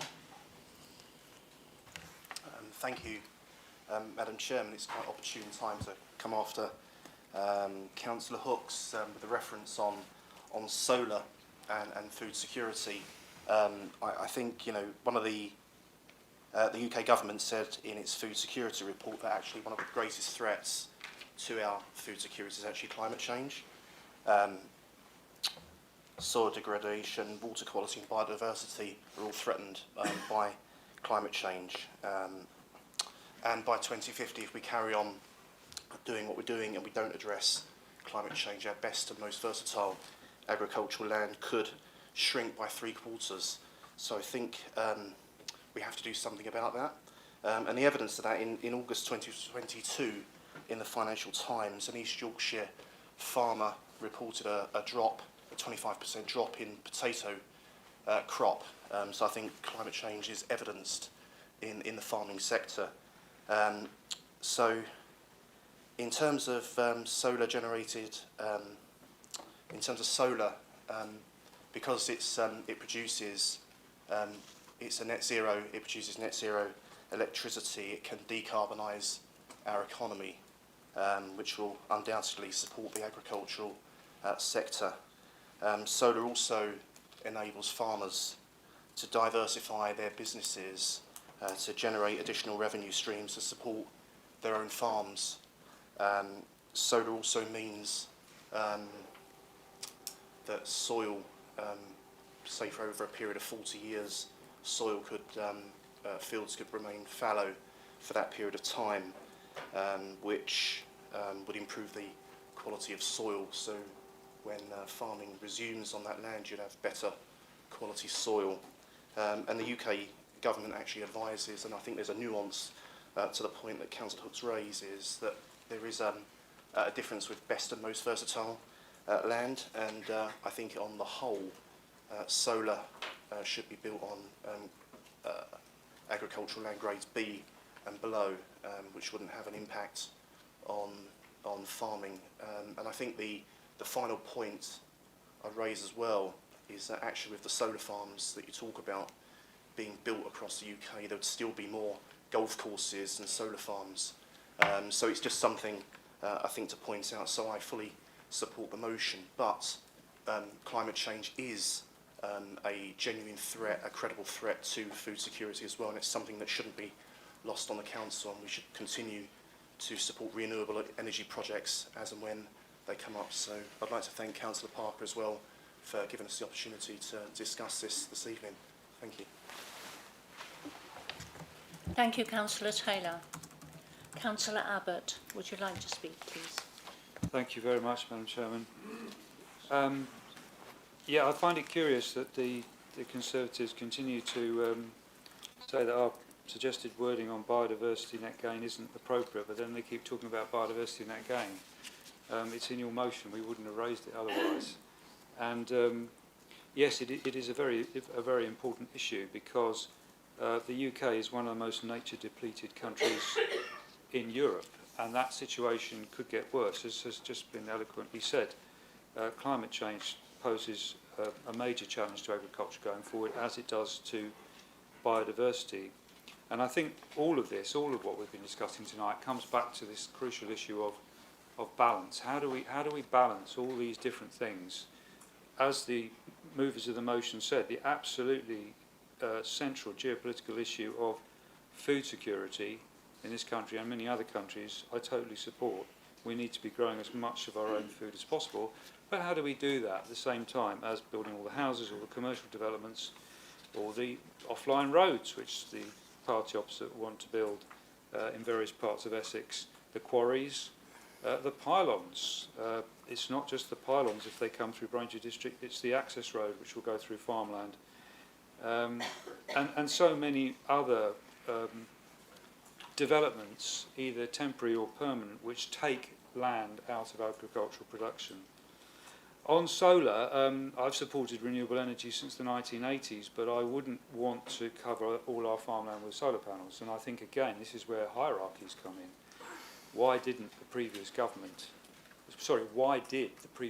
effectively pull the rug from under rooftop solar, which is what they did a few years into their administration? Why didn't they keep encouraging solar on rooftops? By now, we could have had huge amounts of solar power from all those developments, whether they're residential or commercial, if solar had been required. So we're in this situation of all these competing interests. And I just throw one more thing into the mix, which is a passion of mine for anyone who follows me on social media, or indeed through this council, what I've been doing here, is we have these strips of land alongside our roads in rural areas, which are our verges. Generally speaking, they're not sprayed very much. Generally speaking, they're not walked on that much. Some people do. But they are a fantastic resource for basically providing what used to be meadow habitat. And I very much support what this council's been doing and what Essex County Council's been doing, and I've had a little small hand in encouraging that. And I think that's an area where we could get, subject to all the need for safety and access, which we all know about, where we could be getting substantial biodiversity net gain in developing that policy further. But having said all of that, I shall be voting for the motion. Thank you, Madam Chairman. Thank you, Councillor Abbott. Councillor Holland has seconded the motion as amended, and having reserved the right to speak, do you wish to do so now, sir? Yes, please, Madam Chair. Thank you. It's really reassuring to hear such a good debate in this chamber. It seems that our democracy and debate are alive and well, so thank you to everybody. That's just a personal comment. What I'd also like to do is thank councillors, including in particular Councillor Hooks, for raising what is at the heart of this, really, food security of supply. In the current geopolitical climate, as Councillor Taylor's raised, we have a considerable problem in that we do not allocate land to things like solar farms in the way that we allocate land through our local plan to built development, housing, industrial areas and what have you. And so to my mind, we need to be really careful to make sure we can produce balanced decisions here, considering all of these different issues and attributing appropriate weight to all of these different issues. And as I've said already, it's very clear to me that there is much more policy either extant or coming forward which will address policy development around these specific issues. So I checked today, and I can tell everybody that our officers are working on a supplementary planning document for solar, so that's in train. That will be coming forward in the near future. And so for Councillor Parker and I, it's become important to try and point up, and I'm sure from what I've heard today, it's true of all of us, point up the importance of delivering food security of supply, getting our farmers to do what traditionally they have done for us all, which is to feed us. I note within Councillor Taylor's comments, he speaks about solar and best and most versatile farmland. So protection for best and most versatile farmland is enshrined in the National Planning Policy Framework, but I can assure you it's no grounds that alone will stop a grade 2 beef or grade 3 whatever field, 3A field, from ending up under solar panels. That's just the way it is, because nobody is flying the flag for food security of supply on the level they are energy security of supply. I'm not here to tell you one is more important than the other. I'm here to say this is all important and we must make balanced decisions. And that is at the heart of what Councillor Parker's motion is about. I'm interested in Councillor Abbott's use of the word balanced. This is about balancing the situation in policy terms, not in detail. This is a broad brush motion. What I am pleased to say is that whilst Councillor Abbott may be disappointed in central government, I'm not disappointed in Essex County Council, because I stand before you tonight, somebody who's now got 20 solar panels on the roof of his house, along with batteries and all the rest of the paraphernalia, thanks to a scheme organised by Essex County Council. So here in this county, we are doing something about it. And I think here in this chamber tonight, we're doing something about balancing the policy situation around these various countryside land uses. And so I heartily commend Councillor Parker's motion as originally presented to this council. Thank you. Thank you, Councillor Holland. Councillor Parker, as the proposer of the motion, you may reply. Please can I remind you that you should keep confined your reply to the speeches, and you should not introduce any new matters. Councillor Parker. Thank you, Madam Chairman, and thank you, members, for your comments and your participation in the debate on this matter. Just going through some of the points that have been raised. Councillor Abbott, Councillor Beavis, I know I opposed your original amendment, but I think actually we are, all of us, in agreement on the importance of biodiversity net gain and securing habitat creation across the district. Has also been reference to the policy about the grassland on the verges. So I don't think actually, although we disagreed over the amendment, I don't think there is a huge amount of disagreement between us on that. Councillor Hooks, I'm glad you mentioned the impact of the war in Ukraine. Ukraine is a huge grain-producing country, and that the war there has impacted their export capacity and affected the world's food supplies. Fortunately, not so much in our country, but definitely in poorer countries around the world. So food security is important as a across the world geopolitical matter. Councillor Taylor, I appreciate your comments about climate change. Yes, climate change is real, it's happening. The impacts, there are impacts across the world. The only point I would say is that you have to be careful that in addressing the impacts of climate change, you don't cause problems elsewhere. And that brings me on to Councillor Holland's point, really about balance. I mean, I think as councillors, we all understand the importance of balancing competing interests. All I'm saying really in the purpose of this motion is really, I think we need to make sure that we include in that assessment of the competing interests the importance of food security, particularly in this district where it's such an important part of the production of food for this country and also as part of our local economy. Thank you for your contribution. Thank you, Councillor Parker. We will now take a vote on the motion. All those in favour of the motion, please indicate.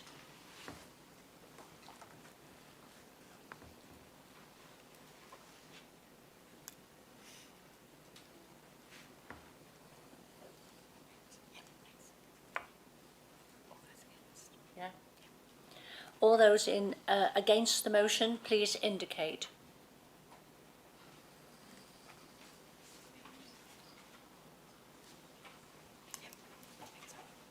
Any abstentions?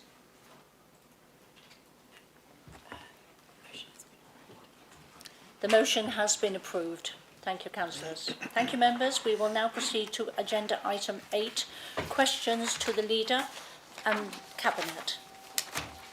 Agenda item 8, questions to the Leader and the Cabinet. During this item, members please may only ask one question of the Leader and the Cabinet on matters which relate to their functions, the powers and duties of the councils or matters pertaining to the district.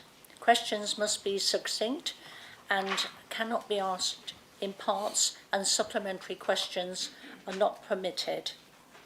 Please can I remind members they are not to make statements before asking the questions. I will allow some explanation if it is necessary, but I will contain any long leading statements. We have 30 minutes for this item. Questions will commence from Councillor Beavis as the Leader of the Opposition, and in order to remain in questions will be at my discretion. Please can all members wishing to ask a question this evening now indicate so that I, and with the assistance of the governance, can make a list. Please keep your hands raised until acknowledged.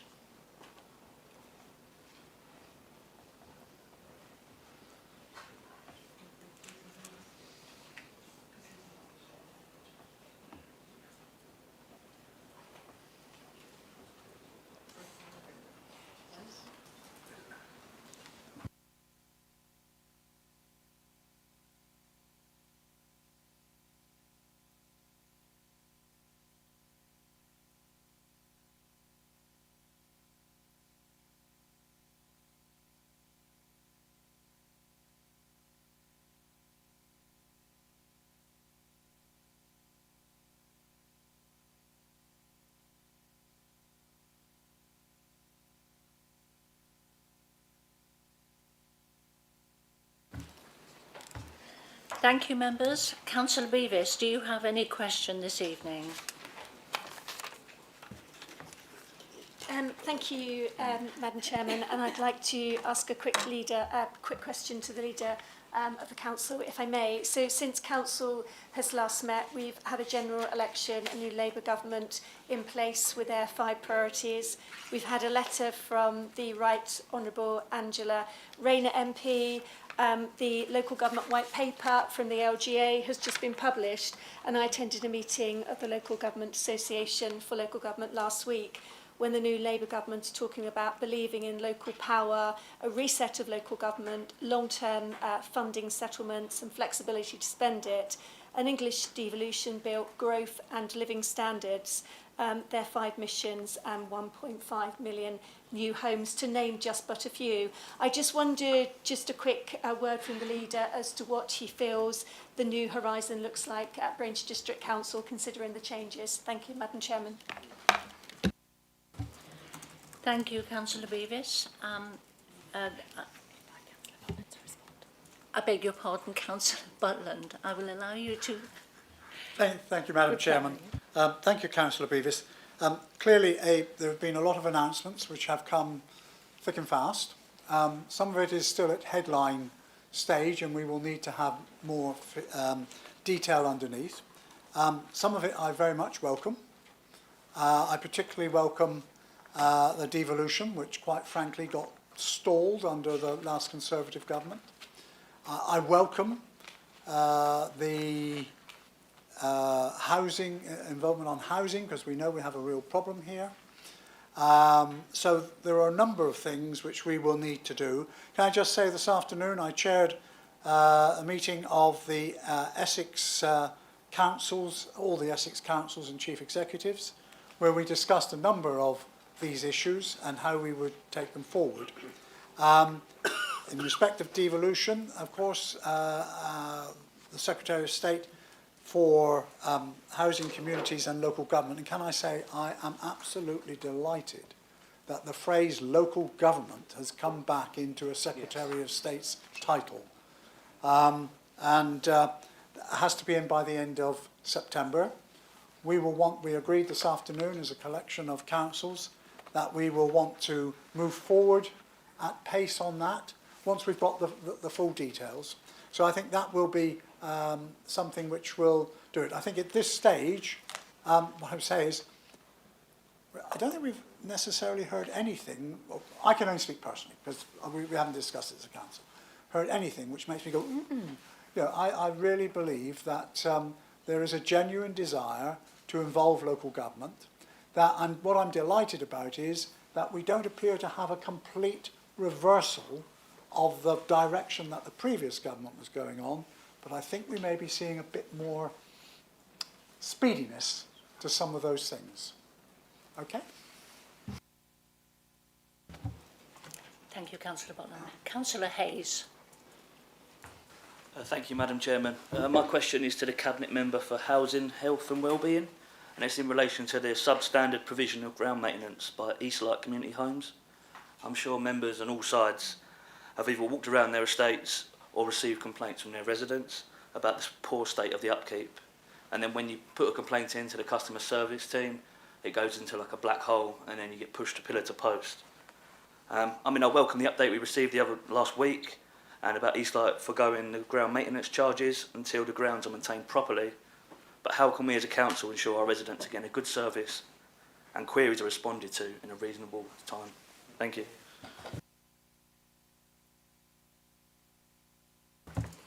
Thank you, Councillor Hawkes. Councillor Bowers-Flint to respond. Councillor Bowers-Flint. Thank you. Thank you, Madam Chairman. We are well aware of the complaints, the number of complaints that have been made, both to this council and I would imagine to Eastlight if they're getting to them, about the grounds maintenance. I think every single councillor in this chamber would have had some complaints to them because, quite frankly, it's inexcusable. And I have to say that it's not rocket science when you see a new contractor come round to cut grass with a hand mower that you would actually mow your garden with. So I did think to myself when I see that, that's going to take you a long while to get round this village. And consequently, they didn't last more than one cut because they obviously realised that they couldn't cope with it. But what worries me more is there are complaints as well about housing. Now, our officers are dealing with them as and when they come about, and they're dealing with them to Eastlight. However, there appears to be a fall in service from all angles from Eastlight. So I have asked for a meeting with Eastlight's senior officers and their chief executive to discuss this, because I think we can all give plenty of examples of bad management and bad maintenance. What also concerns me is the time that voids are left as well, because for every week, when going back before the war, when I was chairman of housing, when we owned our houses, we were only allowed to have voids for 2 weeks. Now they can be 12 months. Now that means that's 12 months without somebody being allocated a property, which I think is, in this day and age, with the need of housing, it's quite appalling. So I have asked for an urgent meeting with those staff and the Chief Executive, but I've also asked to resurrect the invitation to the Chief Executive to a Cabinet meeting, which used to happen. And the Cabinet can then question, and anybody else who wishes to come along that are allowed to, can put questions to her and ask what the problems are and find out what the problems are, because I think it's coming to a head and we need to address it. Because it's not just getting another contractor in, as most of you who have had your grass cut would have seen, it's what's happened to the grass when it's cut. It's covered footpaths, it's covered roads, it's just left because they basically haven't got the equipment to get rid of the grass and do anything with it. So it's causing all sorts of issues. The biggest problem is people think it's still they still think they're our houses, and they still think that this council's responsible for all of the grass cutting. Now I would like to say that our horticultural department must go round and want to cry when they see those standards, because they're certainly not the standards that this council staff do and use and have always done. So please be assured, members, all of you, that I am urgently meeting with them to see what the problems are. Thank you. Thank you, Madam Chairman. Thank you, Councillor Bowes-Flint. Councillor Hooks. Thank you, Madam Chair. Question for the leader. What action has been taken by Braintree District Council following the debate not hate motion being passed by this council? Although I will agree we've been quite well behaved so far tonight.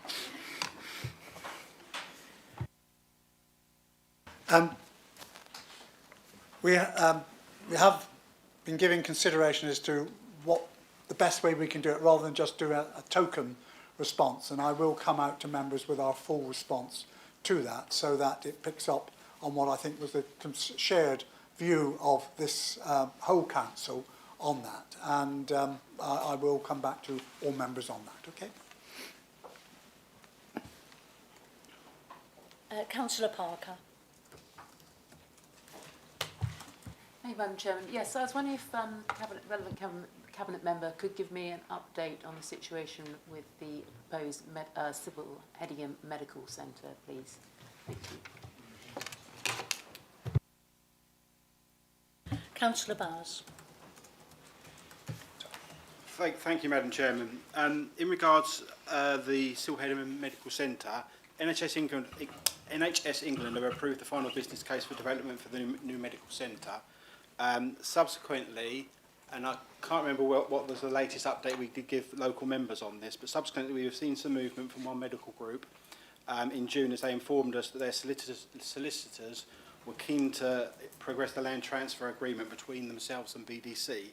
Whilst we wait for the transfer agreement process to complete, we understand one medical group have developed a new microsite through which they will be updating the community on the development of the centre. I will continue to encourage the ICB and one medical group to update members and the community as and when the land transfer is finalised, and I will continue to update local members myself of any developments. In the meantime, I have recently asked officers to seek an update on the timeline from the ICB and from one medical group, and hope to have that clarified very soon. Thank you, Chairman. Thank you, Councillor Bowes. Councillor Abraham. Chair, I've a question for the chairman of the council, and it's regarding the A120. Right. Now we know it's not your responsibility fully, but could you press Essex County Council on how far, on a regular occasion, we get information how they're developing with this particular road? Because, as Councillor Spray said, when she's planning, and the council are planning for the whole area, one remarks on the direction of travel. Well, the direction of travel ain't very great, mate. Thank you. Thank you, Councillor Abrams. Councillor Butland, would you like to respond? Certainly. Thank you, Councillor Abraham. Can I first of all say that Essex County Council and ourselves are at one about the need for the A120. I was delighted to see one of the statements by the Secretary of State, Angela Rayner, that one of the issues they would be looking at, sorry, it might have been her Department of Transport colleague, would be long-stalled infrastructure projects. Now, there cannot be a longer-stalled infrastructure project than the extension of the A120. And I thoroughly agree with, through you, Madam Chairman, with Councillor Abraham, in that I refer to Galleys Corner as the biggest free car park in Essex. When I first moved to Great Notley, well, you know, round about 4:30 it would be a little bit back. We know, and you know, that 2:30 in the afternoon now, it's almost back to Panners, and in the morning it's the other way. Clearly, you know, it was in various RIS programmes, it's slipped down, but that is one of the items that we have been discussing with the County Council in terms of what we need to be making in terms of our ask of government, and how, if government really wants to have growth in the area, and I think we in Essex would say we are up for it, then that A120 has to be sorted. And so thoroughly understand the points that have been made and can assure him that it is high on our agenda, and we hope to get it high on the new Secretary of State's agenda. Thank you, Councillor Butland. Councillor Ball. Thank you, Madam Chairman. I'd just like to address this to the Cabinet Member, Frankie Ritchie, as it's his area of responsibility.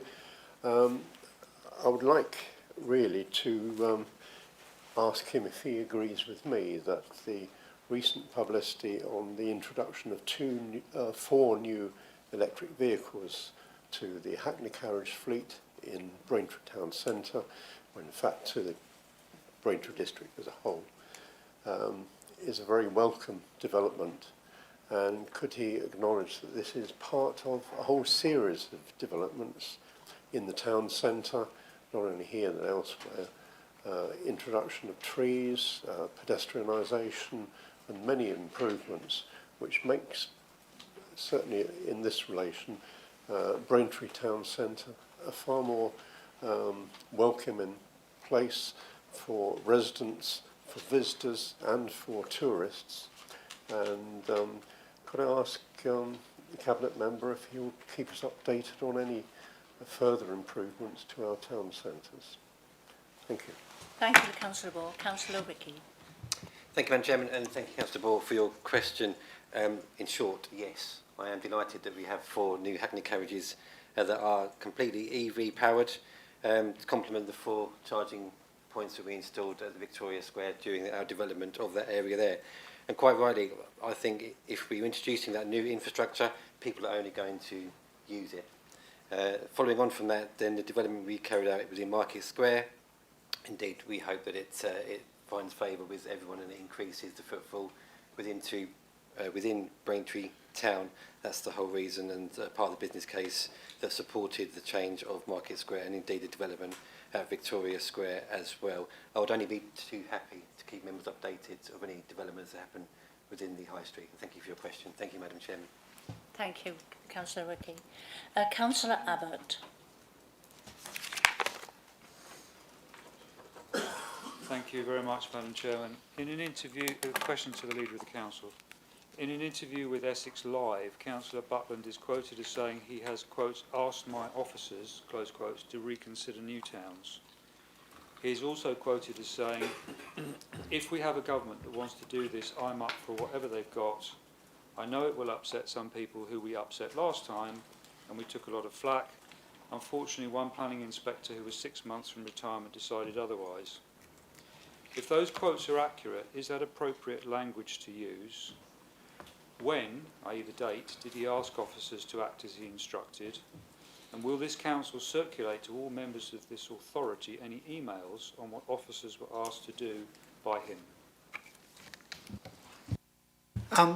Thank you, Madam Councillor Chairman. Abbott.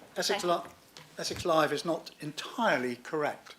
Had a discussion with them, and the issue arose about garden communities.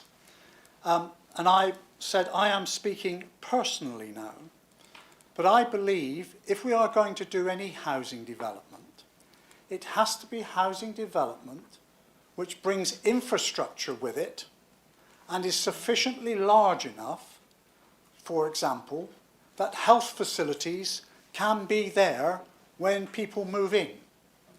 If anybody, and also I express my concern about the housing crisis in this district and the number of, I say younger people, we have young people in their late 20s and 30s who are still sofa surfing in their parents' homes. And I'm sorry, but I don't accept that that is something we should be putting forward. So I am very clear that just tacking on a few houses here or 100 houses there will not bring the infrastructure that needs to go with it. So that in some areas, in some villages, that will be what those villages want, and happy to accept that. But if we really want to tackle housing, and we're serious about it, and I have always been serious on this side about tackling that, but planned housing in the right place, now whether that's the same place as the others, I didn't say anything about that. Garden villages, like the ones at Harlow and Gilderston, huge success, because you've got sufficient resource there to make that something which is large enough to support infrastructure. Now, all of this will be a discussion when we get to the local plan and the sites. I'm laying my individual personal cards on the table. It will be up to other members as to whether they think that that is something we ought to be trying to achieve where possible and where acceptable. So that's hopefully put that into perspective. But I do say there is no good trying to think that we can solve the housing crisis in this district by just adding a few houses here and there. And members already complain they can't get a doctor's surgery and they can't get that. You won't, if, Madam Chairman, if you just add 20 or 30 houses here, 20 or 30 houses there. It does need mass. So the two linked together, proper housing in the right place with the infrastructure. I suppose I'm, in a way, spoilt because I live in Great Notley. That was 2,500 houses with the infrastructure, with a doctor's surgery, with a dentist, with a shopping centre, with a church, with a pub, with a new primary school. That's how we start to, and, sorry Madam Chairman, just one more thing, it wasn't all for people who wanted to buy, 3 and 4 bedroom. There is social housing there as well. We've also got to get more affordable housing in those schemes. So I make no apology from my views. They may not be the views of the full council. We will test that as we go through the local plan. Thank you, Councillor Butland. Councillor T. Williams. Thank you, Madam Chairman. Thank you.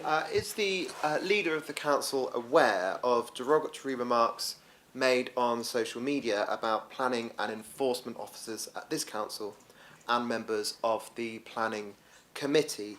These are comments made regrettably by a member of this council. Will he join me in condemning these remarks? Madam Chairman, it's unfortunate that the member concerned is not here tonight and feels that attendance at a parish council meeting is more important. I have been, quite frankly, appalled at some of the statements that have been made on social media criticising our officers, talking about collusion between authorities and also criticising members of the planning committee. I wasn't, as Councillor Abbott's just pointed out, I wasn't terribly happy about the view of the planning inspector over the garden villages. But I didn't, well, first of all, I didn't have a personal interest in it, which I think is important. But I do think that it is important that the public see that members of this authority will be treated equally with people who are not members of this authority. And I am disappointed, I'm going to be quite open, I am disappointed that the group opposite do not appear, in public anyway, to have tried to distance themselves in any way from those statements. I do not believe it is fair to criticise our officers because they haven't come up with the decision that you personally would like for your own personal gain. And I do hope, because you are judged by the company you keep, and members opposite will remember that they asked us to put more money to enforcement. I'm going to say 200,000. Yes. We put Yeah. £200,000 we put to enforcement. Now, we haven't put it there to deal with everybody else's problems, but not elected members. And this was something that goes back, I think again I'm right in saying 2016-17, Madam Chairman, been appeals. In total, it's cost this authority in excess of between 20 to 30,000 Yes, that's right. in dealing with that case. That's all I'm going to say.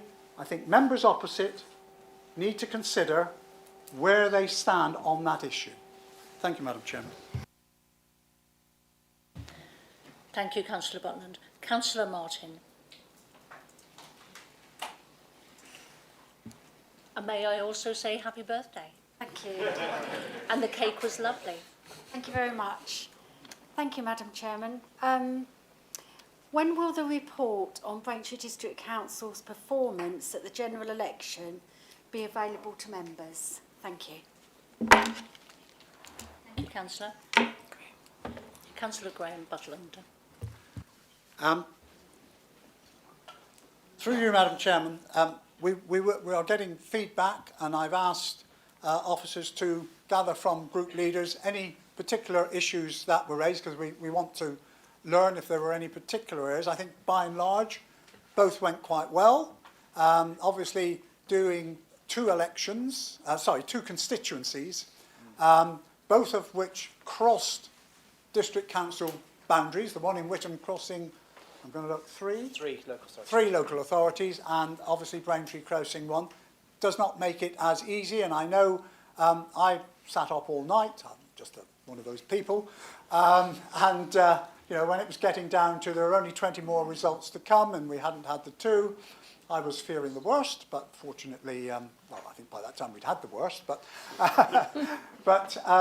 we will look at what's done, and as I say, I will encourage, I have already spoken to the Chief Executive and the Monitoring Officer for feedback, and they will be taking, now the dust is settled, and you know, just really to say, what are the particular issues that people want to raise? But we constantly look at that. We did from the first elections in 2023, when there were significant problems for the local elections.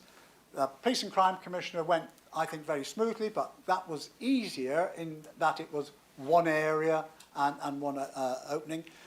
So as soon as we've got, I would ask that there will be a report. I'm going to say whether it will come to Cabinet or whether it will go to one of the other committees, but I will certainly keep, through you, Madam Chairman, Councillor informed of what is happening. Okay? Thank you, Councillor Butland. Councillor Heath. Thank you, Madam Chair. My question can't be answered tonight, so I'll put it in writing. Thank you, Councillor Heath. Councillor E. Williams. Thank you, Madam Chair. My Thank you. question is for the Cabinet Member for Housing. I'm actually quite proud that we've been quite successful this year in providing affordable housing. Is there do we have any data on how we compared to other neighbouring authorities? Thank you, Councillor. Councillor Binetta Bowles-Flint, please. Thank you, Madam Chairman. You just bear with me. I carry them everywhere I go with my colour coordinated book. Right.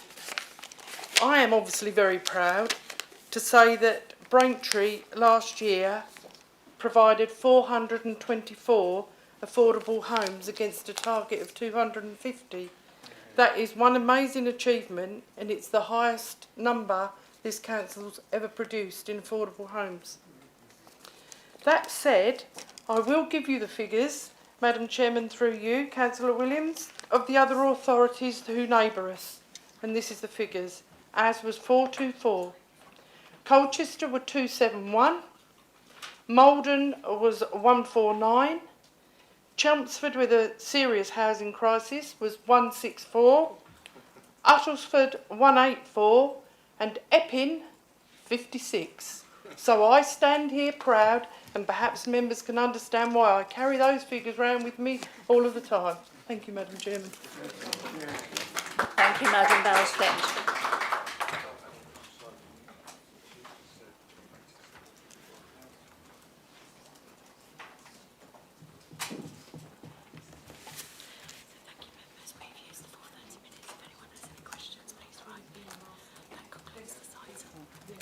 Thank you very much indeed, members. We have used up the full 30 minutes of the time that we were allotted. If anyone has any questions, please can you put it in writing. This now concludes this item. Any questions required, we will require it in writing from you. Thank you.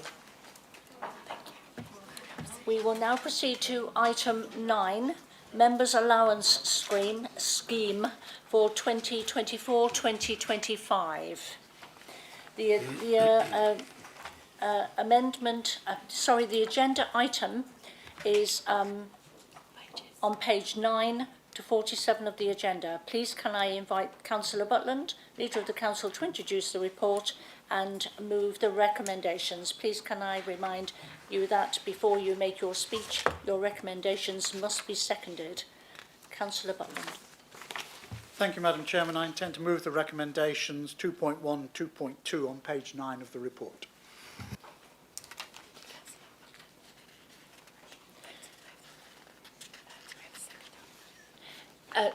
Councillor Butland, do you have a seconder? Happy to second, Madam Chairman. Reserve right to speak. Thank you. Thank you, Councillor Cunningham. I invite now Councillor Butland to speak on this matter. Thank you, Madam Chairman. Members will know this is a 38-page report and will probably be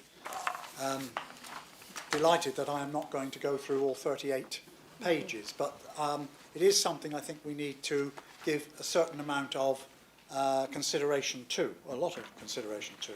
Before I begin, can I just draw to the attention of members 2 amendments, which are, one is on page 33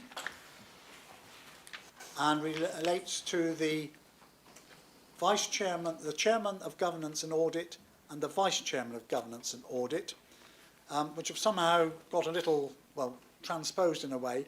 Instead of 5154 there for the Chairman of Governance and Audit, it should be 5500, and the Vice Chairman should be 2750.00.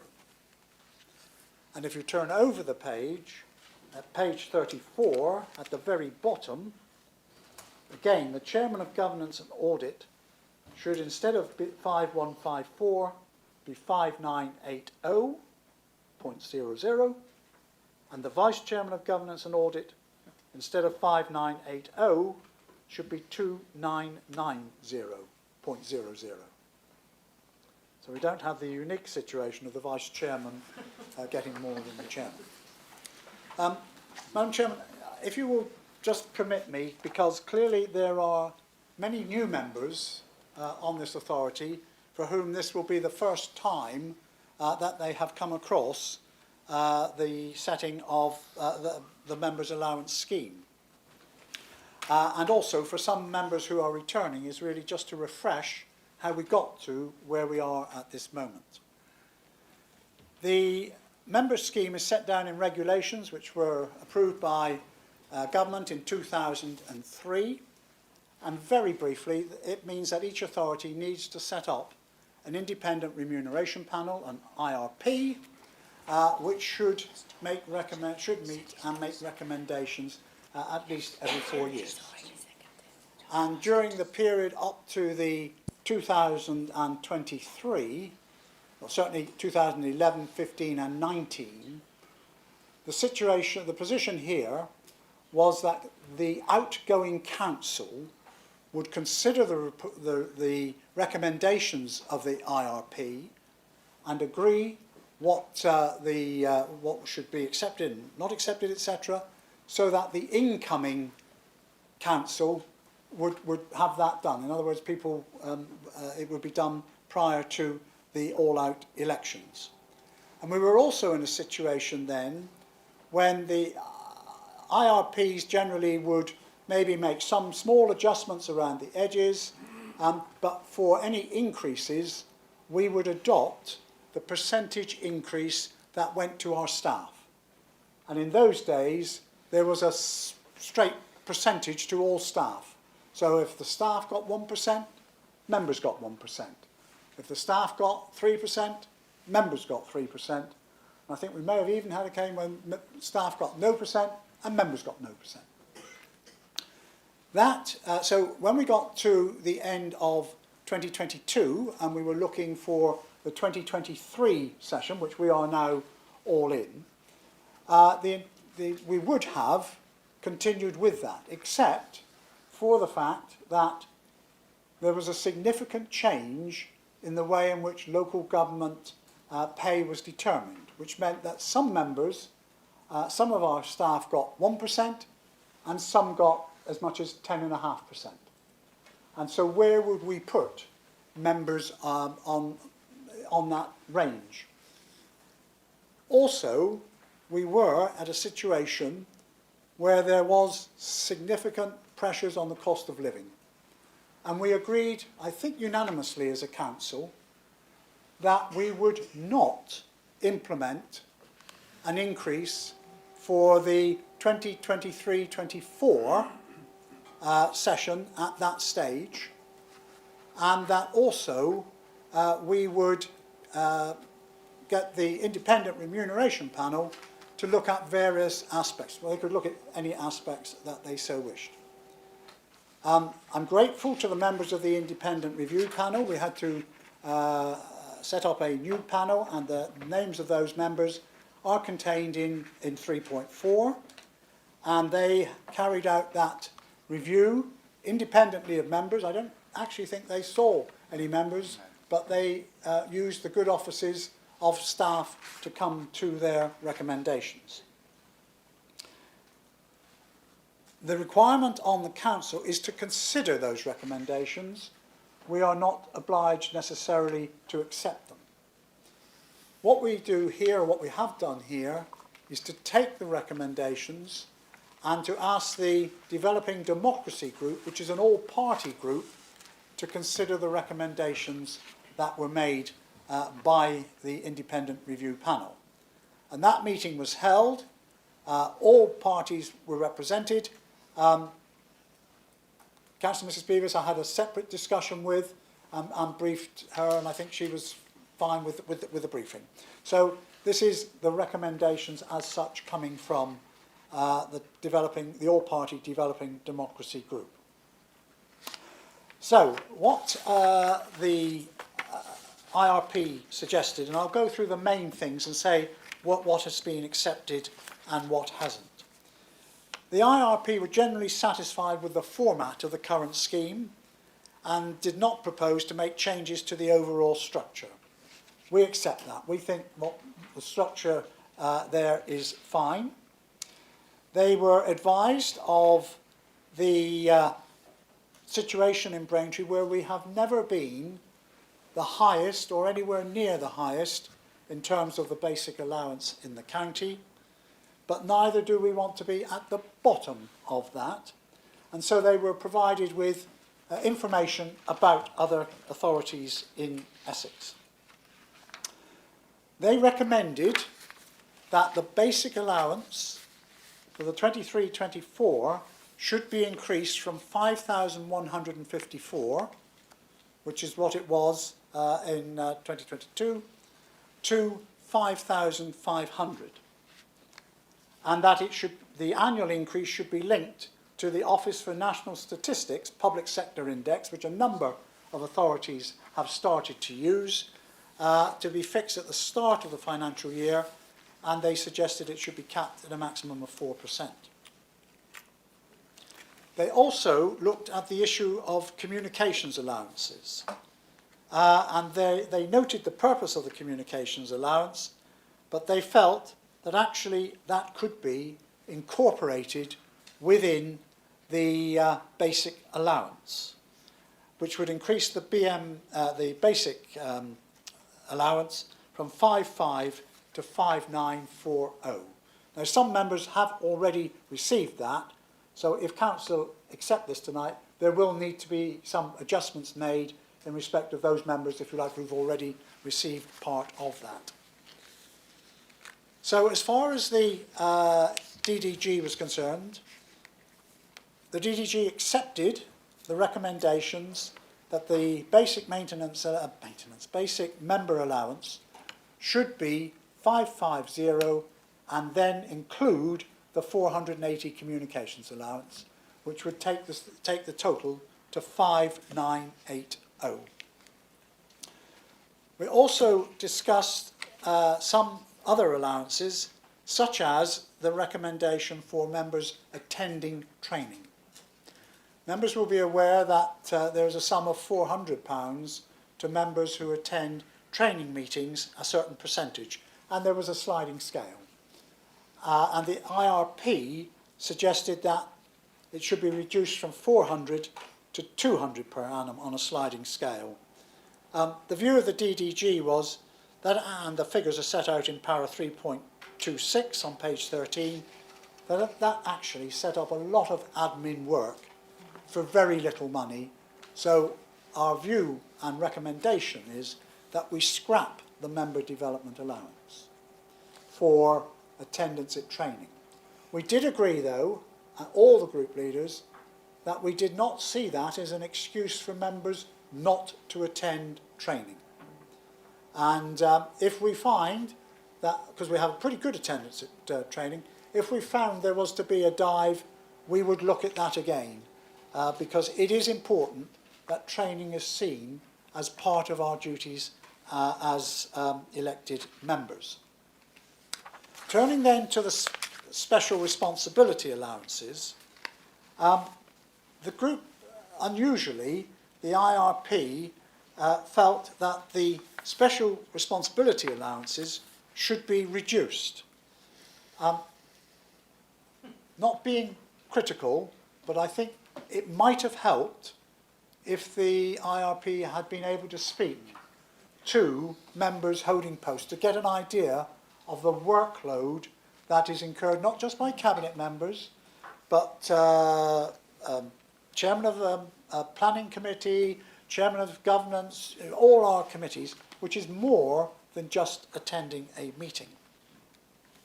So the DDG was of the opinion that it would not wish to accept that recommendation to reduce from, for example, 2 to 1.82. I mean, not the easiest of figures anyway to deal with for cabinet members, or the chairman of the local plan committee from 1 BMA 1 to 0.75, and the leader of the largest opposition group from 1 to 0.75. Because all group leaders have more than just attend these meetings. They will know that they've got almost pastoral work that they have to do. We've already discussed it tonight. Almost pastoral work to do within their groups. So our view was that that should remain as was. The recommendation of the minor responsibility allowances, which we have currently we pay for planning committee, which basically has been on a threshold of 75% attendance. It was the IRP's recommendation that it should be 50%. We think that that should cover most, if not all, eventualities. We have had some issues with colleagues who, for illness or family things, have missed out on that. So that will be 50. That doesn't rule out, if someone just misses it, the monitoring officer making a decision. But we think that that probably will mean fewer people will need to do that. And the IRP also felt that colleagues who were sitting on licensing committees should also have a minor recommendation, a minor allowance, and that is set out in the report, so that there would be a minor SRA for the licensing committee of £400 per annum based upon 50% attendance, making it consistent with planning in terms of the percentage attendance, and payments for drivers' panels and a payment for committees for substitutes in exactly the same way as the planning committee are, and particularly as driving panels and licensing hearings tend to have to take place during the day. So those were the main recommendations. Subsistence and allowance is not a great issue. Very few subsistence allowances are made by this council. Very few members claim subsistence allowance. So we were happy just to accept those recommendations. Some slight amendments on overnight accommodation, but the only overnight accommodation I think I can recall, and actually it isn't paid by members, it is booked by the council, is attendance at things like the Local Government Association conference. So that's not big issues for us. In terms of the financial implications, we have been putting aside money for this because we knew we had, ideally, we would have wanted this to have come in, to have had this discussion a year ago after the 2023 election, rather than now. So we have put money aside for the financial implications, and they are set out in the paper. As far as the uplift is concerned, our view is that we should adopt the annual uplift as based on the ONS Public Sector Index. That is the same as, certainly I know of 2 authorities, there may well be more, but certainly one that Essex County Council has adopted, and I think there are others who have used that. In other words, independent. If the ONS says it's 2%, it will be 2%. If they say, and I suspect over the next few years with inflation coming down, don't expect 6 or 10 or whatever percent. So the recommendations are as set out, and if one goes to Appendix B, the member allowance scheme, there we have the full details of how it would be for 23-24. There was no increase for 22-23. 23-24 and 24-25. So there will be an element of back pay for all members of the council who have been members since the May 23 election. I'm not sure, we haven't had a by-election, I don't think, since, so that will apply to all members. I will just add, of course, if you have taken some of your communications allowance, in effect you've already had that, and that will need to be factored in. So it will take a little while to get that done. Please don't, if we agree to this today, please don't expect it at the end of August. It probably will be September when the back pay. So don't splurge out if you were thinking, not that it's very much money, but don't splurge out if that's what you were thinking of doing. So on table 1 on page 44, will be the member allowance scheme for 23-24, payable. We have one thing we did add. As I say, we did not accept as a developing democracy group that we would reduce the basic uplift for special responsibilities, but that we would increase the leader of the opposition groups with more than 5 members, so that the leader of the largest opposition group will remain on ×1, but we also felt that the leader of, now that we have 2 groups of 11 and 9, not much between them, that the opposition group are more than 5 should be 0.75. We felt that we needed to stick at 5, I'm afraid, and could not go down to 3. And then on page 46, table 1, is the member allowance scheme for this current year, 24-25, and that is set out there, and that will be payable from the 1st of April 2024. The allowance for 23-24 will be payable from the 1st of June 23. Strictly speaking, you cannot receive an allowance, and I'm sure the monitoring officer will tell me if I'm wrong, until you have actually signed the declaration of acceptance. Now, if we did that, one councillor might have signed on the 5th of May, someone else might have signed on the 16th of May. That would have meant a whole load of things. We know, because our first meeting in 2023 was towards the end of May, that every member had actually accepted office. So we're going to do it from the 1st of June. It means that, you know, we will be, if you like, not getting the full amount that you might be entitled to, but we're actually talking of a very small amount. So I hope, Madam Chairman, that explains it as simply as I can. As I say, it's a 38-page report. I am extremely grateful to the IRP committee. We've accepted by far the vast majority of their recommendations. Where we haven't, the main one where we haven't, has been the special allowances for members holding various posts, etc. And I think I'm happy that that is certainly defensible, and that for next year we will be looking at just the ONS unless there are some things that need tweaking. So if, for example, as I said, Madam Chairman, if we find nobody starts turning up to planning, we might have to take some, we all agreed as leaders, we might have to take some action to encourage. But I'm hopeful that that won't be the case.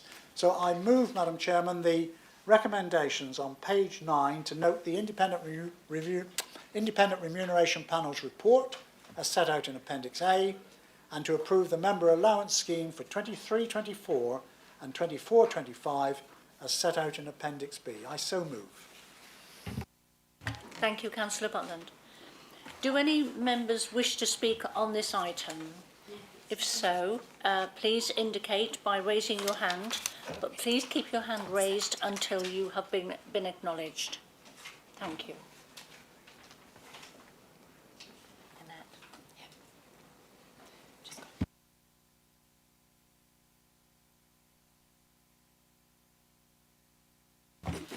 Thank you very much. Councillor Heath, would you like to speak on this? Thank you, Madam Chairman. You'll all be pleased to know Lynn's back next meeting. My point is absolutely nothing to do with the money side of it whatsoever, but I was contacted about this in my role as Chairman of Scrutiny. But for me, the disappointing thing is actually on page 10, section 3.6, where only 20 councillors actually responded to the survey. I mean, we all go on about how much we want the general public and our communities to take an active role in the council and to drive us in the direction that they want to go. And I think as a group, with only a 40% response, that was lower than the general election turnout, I find that a bit disappointing. Thank you, Madam Chairman. Thank you, Councillor Heath. Councillor Bowes-Flint, thank you. Thank you, Madam Chairman. Members of the DDG group will have heard me say this before, but I'm going to say it now in front of all members. Can the leader give me assurance that he will do all within his powers that the next time this happens, members are physically questioned face to face by that panel? Because it has in the past, and I hope it happens in the future, because some of the things suggested were obvious that they were not aware, as the leader has said, of what members actually do. And I think it's far important to hear from those members individually, cross-party, all what is involved in their work, and it should be done in person. Thank you. Thank you, Councillor Barsflint. Councillor Tom Cunningham, as a seconder, you are reserving your right to speak. Please, can I invite you to speak now? Thank you, Madam Chairman. Nothing else to add at this stage. Thank you. Thank you very much indeed, Councillor Cunningham. Councillor Butland, as a proposer, would you like to reply to the speeches before I put recommendations to the vote? Please do not introduce any other matters. Thank you, Madam Chairman. I'll just pick up the 2 points from the one from Councillor Heath. In a way, I'm not surprised, given that we have a large number of new members to whom, you know, what they and I think it also shows that we didn't put on a whip or, you know, here's how to fill it in, this is what we want you to do. We left it to members, and I think that's important, because I think that's correct. And as regards Councillor Barsflint, I do agree, but there's a fine line to be drawn in terms of how we let an independent panel work without telling them how they should work. But I do agree with you. On all previous ones, you know, we have had face-to-face discussions, and I think it's enabled those panels to, for those colleagues who filled in the form, remember we all got the form to fill in, to be able to explore that more, to see, well, actually that our ticks and what we were saying have some substance to them. And I'm sure that officers may want to, I think it's right that officers may want to feed back the views of members here on this, but we do have to be careful. They are an independent review panel, and the strength of this comes that we do not, as members, determine our own, I say remuneration. We all know in terms of the, probably for most of us, this is not the best paid job we've ever done. And I have no doubt that no one has come in to this chamber in 2023, or indeed in all the previous years, on the basis that, wow, this is money to be made. It isn't.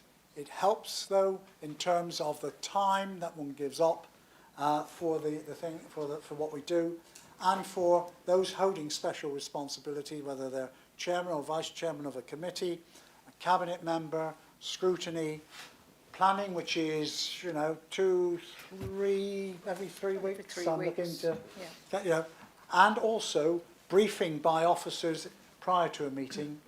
All that sort of stuff, I think, is important. But I'm sure officers will have taken, Councillor Barsflint, our views on that. Thank you. Thank you, Councillor Butland. Thank you, members. The recommendation is set out on page 9 of the agenda, have been moved and seconded. All those in favour of the recommendations, please indicate, and we will wait and show for your show of hands and count them. Thank you.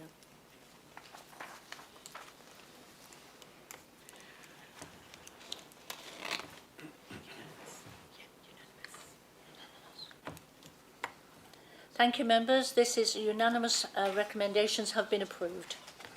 Thank you, members. We will now deal with the agenda item 10, the Sport England Grant Swimming Pool Support Fund. Members, this item is set out on page 48 and 49 of the agenda. Please can I invite Councillor Butland, Leader of the Council, to introduce the report, please. Madam Chairman, I'm introducing this report simply because where the level was for the decision to be taken, the urgent decision, was at leader level. I'm in no way taking away from Councillor Bowers-Flint, who has responsibility on this. But there was, I was asked to take a decision on the 19th of April relating to the Sport England Grant Swimming Pool Support Fund.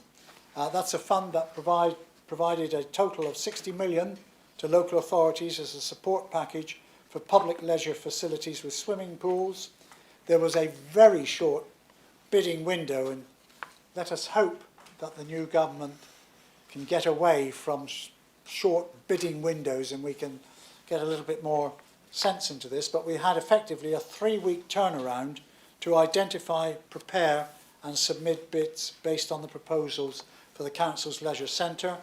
I did that. I read the reports from officers, asked questions where I needed to, and we submitted that bid, and Sport England confirmed in a grant offer to the Council that a sum of £375,350 for the installation of LED lighting, solar car park canopy and rooftop solar panels at the Whittam Leisure Centre. So the purpose of this paper, Madam Chairman, because of the size of the bid that we made, is to inform the Council that it became necessary to use the special urgency provision set out in the Council's constitution, and to note the decision taken by me as leader relating to that bid. I so move, Madam Chairman. Thank you, Councillor Butland. Do any members wish to speak on this item? If so, please indicate by raising your hands. Please keep your hands raised until you've been acknowledged.